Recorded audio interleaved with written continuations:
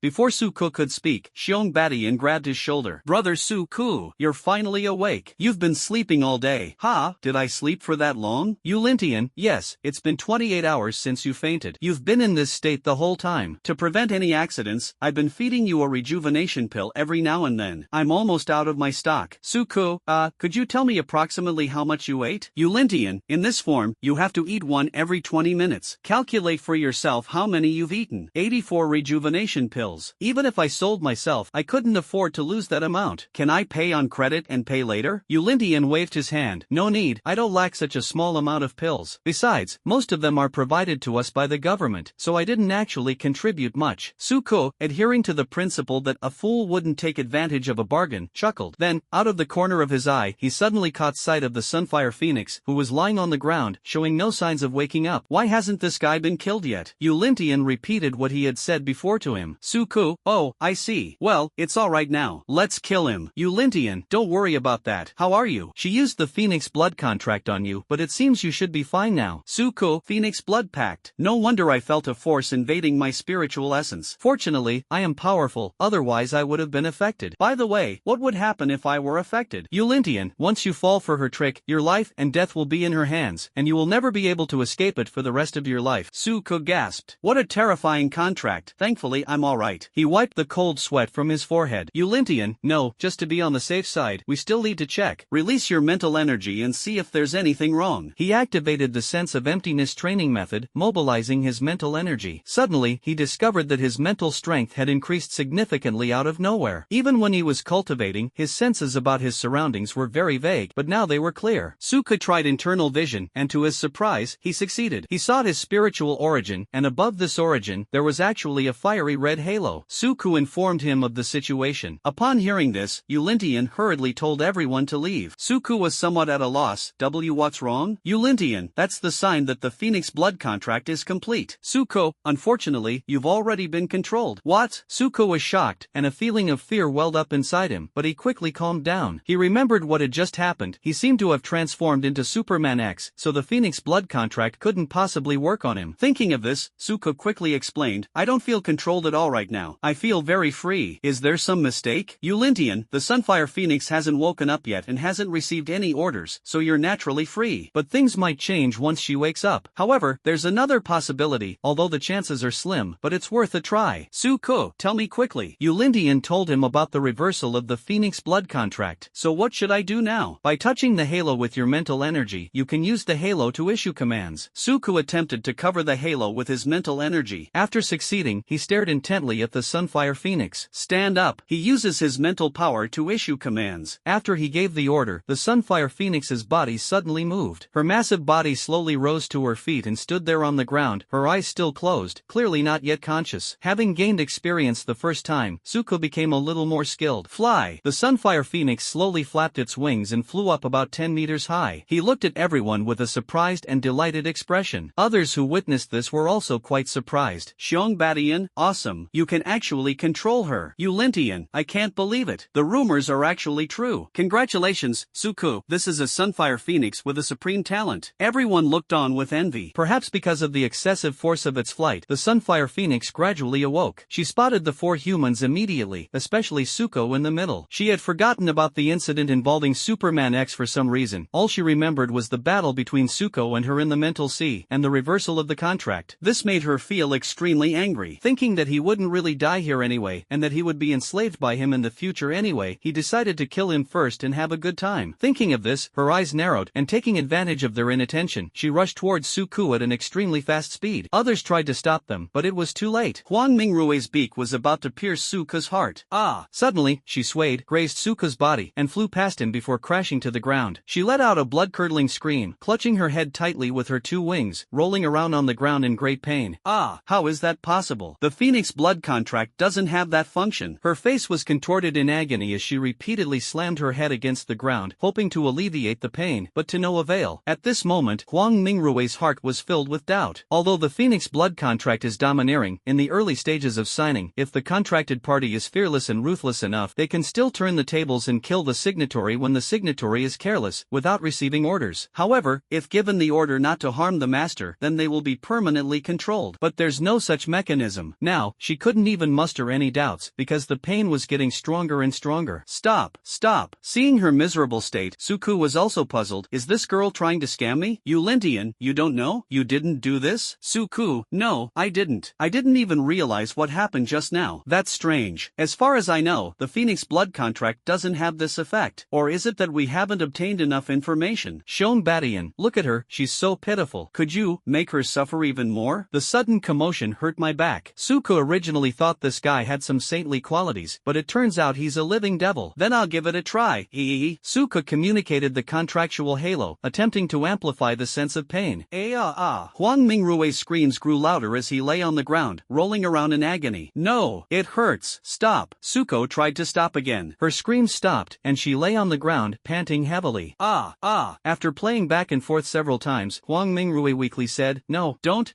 torture me anymore. I'm begging you. Suko, get your identity straight. You are now my spirit pet, and I am your master. I can do whatever I want. As soon as Suka said this, he immediately initiated the punishment once again. Feeling the rising pain, Huang Mingrue's feathers bristled in fright. Wait a minute. We can talk this out. There's no need to be so agitated. Suko, you still dare to say I'm short-tempered? He made a show of wanting to make Huang Mingrue feel the pain. Stop.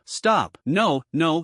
You're not going to get angry. Suka showed a satisfied expression. That's more like it. Yulintian, stop playing around for now. Perfect timing. This guy must know a lot of information. Let's question him first. Huang Mingrue, yes, I know a lot. Just ask me and I will answer everything I know. Suka looked at Huang Mingrue, who was eager to make a good impression, and sneered, no need. After signing the contract, I can access her memories at any time. Just ask me anything. Huang Mingrue was shocked. This is yet another ability that the Phoenix blood contract doesn't possess. Although Yulindian found it somewhat strange, he didn't suspect anything too much. He also asked a few questions, which Suko answered correctly. Judging from Huang Mingrue's expression, it must be true. Yulintian, according to you, you've really gotten a great deal this time. Suko, I just don't know if I can keep this windfall. That mountain traveler was actually subdued by Huang Mingrue using the Phoenix blood contract. The Sunwheel on the Sunwheel Fire Phoenix is not only proof of its rebirth but also a manifestation of the number of Phoenix-type contracts. Each Sunwheel can contract with a creature, and within the Sunwheel, there is also a space of its own, similar to the beast taming space of a beast taming type psionicist, where the contracted creature can be placed. Because the portal was too small for the mountain walkers to enter, they used this method to bring this big guy in. Furthermore, they signed an agreement before they came, stating that they could keep the other resources themselves, but the Crimson Blood Fruit had to be handed over. However, it wasn't mentioned that the Crimson Blood Fruit trees also had to be handed over, which means that these fruit trees all belong to the Jiangsu Academy Academy of Agricultural Sciences. However, something so important could not possibly be privately owned by Suku. At most, he could keep a low-grade one for himself, while the mid-grade and high-grade ones would definitely have to be handed over in any way. After all, putting aside the issue of strengthening the nation, just considering himself, if he were to possess such enormous wealth, privately, given his abilities, the leak of it would inevitably lead to his death. Even if he wanted to stay, he wouldn't dare. Putting aside the fruit trees, the mere sight of a mountain hermit is enough to tempt many people to greed. Therefore, Suku has decided to hand over the mid to high-level crimson blood fruit trees in exchange for other resources. However, there is still one problem. For the crimson blood fruit tree to grow, there must be sufficient gravity around it, but gravity only exists within the secret realm. Once outside, it will wither quickly after losing gravity, and the crimson feather tree does not have enough gravity. Furthermore, the mountain walker cannot enter through the portal, nor can it be teleported out due to its size. It must first be stored in the sun will space. Even Guan Yu can't get into that place. Suko led the group to jump onto the mountain walker. He went to the fruit tree, patted the trunk, and felt its texture. How do we get this guy out of here? Because of Suka's slapping, a ripe crimson blood fruit fell from the tree and landed right on his tattered little watch. Energy meeting the standard has been detected and can be used to activate the ultimate evolution module. Upon hearing the voice from the broken watch, Suko was overjoyed. That's the ultimate evolution. It was Omnitrix that placed the DNA stored inside into the harshest environment for the alien hero, simulated survival, and allowed it to evolve freely for 1 million years to form the DNA sequence. Although it is free evolution, there is one direction: weapons. Alien heroes are basically evolving in the direction of weapons. Once the ultimate evolution occurs, its strength will be several times greater than its original form. And now, the little broken watch is actually telling him that he can undergo ultimate evolution. How could he not be excited? Suka thought to himself, was it because I was hit by the crimson blood fruit that the energy was detected? Could it be that an item that could enhance someone else's talent level would become the energy for ultimate evolution in my hands? Like a spiritual elixir imbued with life energy. Thinking of this, Suka looked at Gravity Crab King. He is now at the 3rd tier, 6th level, and the Gravity Crab King is the alien hero he has awakened. He always thought the little watch was quite intelligent. When they went to the wilderness before, he unlocked the wild vine for it. And now, in the super gravity secret realm, he has actually unlocked the Gravity Crab Overlord. Gravity Crab King's abilities are gravity and attraction. This alien hero is a living planet, and these are essentially his instincts. In its ultimate form, Gravity Crab King completely abandons its legs but retains its hands, somewhat resembling a small geodude. Around him were 3 small satellites. These satellites do not have their own gravity orbits and can manipulate gravity and gravitational forces independently, just like a gravity crab. And given enough time, they could even develop their own consciousness and grow into a new Gravity Crab Overlord. This is probably how this race reproduces. So, is it true that Gravity Crab King, like Ice Ghost, is hermaphroditic? Should the newborn child call him her dad or mom? Ahem, I've gone off on a tangent. Since these 3 small satellites exist independently, Suko wanted to give it a try. After evolving to the ultimate form, is it possible to retain the satellite even after deactivating the transformation? Suko turned to the other 3 and said, guys, I have a way to take these saplings away, but I might have to eat some fruit first. You Lintian, that's no problem. You've killed so many ferocious beasts, and the Sunfire Phoenix you've contracted also counts. If we calculate it as 1 per beast, you can get at least 7 this time. What a terrifying number. Keep in mind that there were only 10 ferocious beasts that came this time. That means Suka took care of 7 by himself. Of course, the credit for this was earned by many people, but based on his contribution, he deserves to be credited alone. Suko, then I'll eat it in advance. Eulintian, if you really have a way, even if you eat it in advance, they won't blame you. On the contrary, they will praise you for eating well. Since things had come to this point, Suka stopped being polite, picked up the one that had fallen on the ground, and started eating it with gusto. After eating, the little broken watch absorbed the energy. Ultimate module unlocked. Ultimate evolution energy 10%. Only 10%? Suka frowned. This quantity didn't seem to be enough. Sure enough, after he ate all 7, he was only at 70%. Suka scratched his head, somewhat embarrassed, and said, I'm afraid I'll have to take 3 more. Eulindian frowned and said, bringing those 3 fruit trees back is already a great achievement. Moreover, we have only been in this secret realm for 3 days, and we still have plenty of time to explore and collect resources. Those resources can be used to exchange for 1 fruit. You should have 2 fruit trees. That should be enough for you. Hearing this, Suka nodded in satisfaction, gave a thumbs up, and said, your words make me feel much better. After saying that, he picked up 3 more fruits and ate them, finally filling his body with energy. At this moment, a system prompt sounded, please select the ultimate evolution DNA. Suka did not hesitate to switch it to the Gravity Crab King option. Immediately afterwards, the system spoke again, selection complete, ultimate evolution program initiated. The little broken watch began to slowly rotate, starting to evolve the DNA of the Gravity Crab King. About 2 minutes later, Ultimate Evolution Program complete. Seeing the progress bar finally complete, Suko was overjoyed and couldn't wait to press the small broken watch, transforming into Gravity Crab King. Gravity Crab King. Feeling his body at this moment, Suko clearly realized that as long as he had a thought, he could easily control the gravity and attraction around him. He can even release a gravitational orbit around his body at any time, which can be used for defense. The Omnitrix logo is right above your head. Suko pressed the button, initiating the ultimate evolution. Green light spread throughout his body, and gradually, his body began to change. In the end, what remained was a creature without legs, with only a round body and 2 huge arms, surrounded by 3 small spheres. Ultimate Gravity Crab King. Suko could clearly feel that after evolving, his control over gravity and attraction had become much more profound. He can also control the 3 small satellites around him. The others were astonished by what they saw. Shong Badian, good heavens, I thought having so many forms was already overpowered enough, but it can even evolve. Is this even fair? Huanhu, one word, strong. Yulintian couldn't help but sigh. Suko's future is limitless. Suko attempted to move one of the satellites away and place it above the fruit tree, releasing gravity separately. Then he deactivated the transformation and gave the command in his mind not to come back. I never expected it to actually work. Even though he had returned to his original form, the small satellite remained firmly in that spot, releasing gravity. However, Suko could feel that his spiritual power was being constantly depleted. Clearly, the small satellite needed his spiritual power to continue to exist. Since they were still in the secret realm, there was no need for it, so Suko put it back. Alright, we still have some time. Let's get ready and take the remaining 2 fruit trees for ourselves. Then we'll plunder this place thoroughly. Because the mountain walkers were relatively slow, they dared not leave in order to prevent accidents. It took 2 days to finally transplant the remaining medium and high-grade fruit trees. There are still 3 days left before the teleportation, so it's time for some happy looting. The 4 of them split up and went off to search for resources on their own. Suko rode on Huang Mingrue's back, intending to head to the Spirit Beast Forest first to retrieve the Spirit Gathering Bottle. I used to fly on my own, but now I realize that flying on someone else's back feels really good. Little Phoenix, from now on you will be my flying mount. Huang Mingrue, what little Huang? This princess has a name. My name is Huang Mingrue. Suko frowned slightly and patted her. Although the force was not great, Suko had the power of a contract. The contract was activated immediately, causing her to experience intense pain in the area where she had just been hit. Huang Mingrue was in so much pain that she couldn't maintain her balance and swayed left and right in the air. Suko held onto her feathers tightly and sat steadily on her back. You dare talk back to me? You still haven't grasped the situation. I won't do it again. I won't do it again. Please forgive me. Tell me, what's your name? Little Phoenix. My name is Little Phoenix. Although Huang Mingrue was in pain, Suko had now taken control of her wings, so she could only obediently fly no matter how much it hurt. Suko stopped the pain. Huang Mingrue was panting heavily. Suko, remember, you are now my spirit pet, and I am your master. Be obedient, or life will be easier for you. Otherwise, feeling a faint pain, Huang Mingrue quickly replied, I understand, I understand. Suko hit him again. Call me master. Yes, yes, yes, master. Suko had no liking for these ferocious demons that invaded his homeland, so he was ruthless towards them. But considering that it has already become my spirit pet, and its talent is so strong, it would be a waste to just use it as a mount. Since I have absolute control over her now, I can provide her with some resources to nurture her and she can become a powerful force in the future. The flight was fast. Before long, they arrived at the Spirit Beast Forest. He also saw the Dimensional Mantis, who left him some supplies before leaving and is now eating. When he saw Huang Mingrue arrive, he felt a little puzzled, followed by nervousness. If she finds out that I've been contracted by a human, she'll definitely laugh at me. The entire tribe will become a laughing stock. But now, it's too late for him to hide. After Huang Mingrue landed, she saw him at a glance. He was immediately taken aback. Dimensional Mantis, you weren't eliminated? Why are you here? Blade, this. He was still thinking about what excuse to come up with when he saw Suko jump off her back. He didn't see it before because of his perspective. Looking at Suko, Blade couldn't help but feel surprised. As one of the stronger races among the demons, he knew the nature of the Sunfire Phoenix clan all too well. This race is extremely proud. Although none of the top 50 races are not proud, their pride is like something ingrained in their character. Unless it's a race that's much more advanced than them, they won't give them any face. Otherwise, they'll disregard even the 6th or 7th most advanced races. When they gathered in front of the portal earlier, she hadn't even given the other 9 ferocious beasts a second glance. Now, she's actually letting a human ride on her. And judging from their obedient appearance, they didn't dare to resist at all. The Dimensional Mantis, knowing about their species, immediately revealed a knowing smile. Unbelievable. The once noble Sunfire Phoenix has actually been forced to sign a Phoenix blood pact with a human. This is truly surprising. Huang Mingrue glared at him. him. Aren't you the same? You were bound by a spiritual contract with humans, and you've lost your wings. Now you're just an ordinary praying mantis. Believe me or not, I'll burn you to death. Blade, sorry, but the human spiritual contract is relatively equal. In terms of freedom, I have a much higher degree than you. Besides, I'm following the strongest prodigy of the human race, a top-tier spatial cultivator, a descendant of the human race's spatial sovereign from 400 years ago. He's destined to become the second spatial sovereign. His future is limitless, and his treatment will definitely be far better than yours.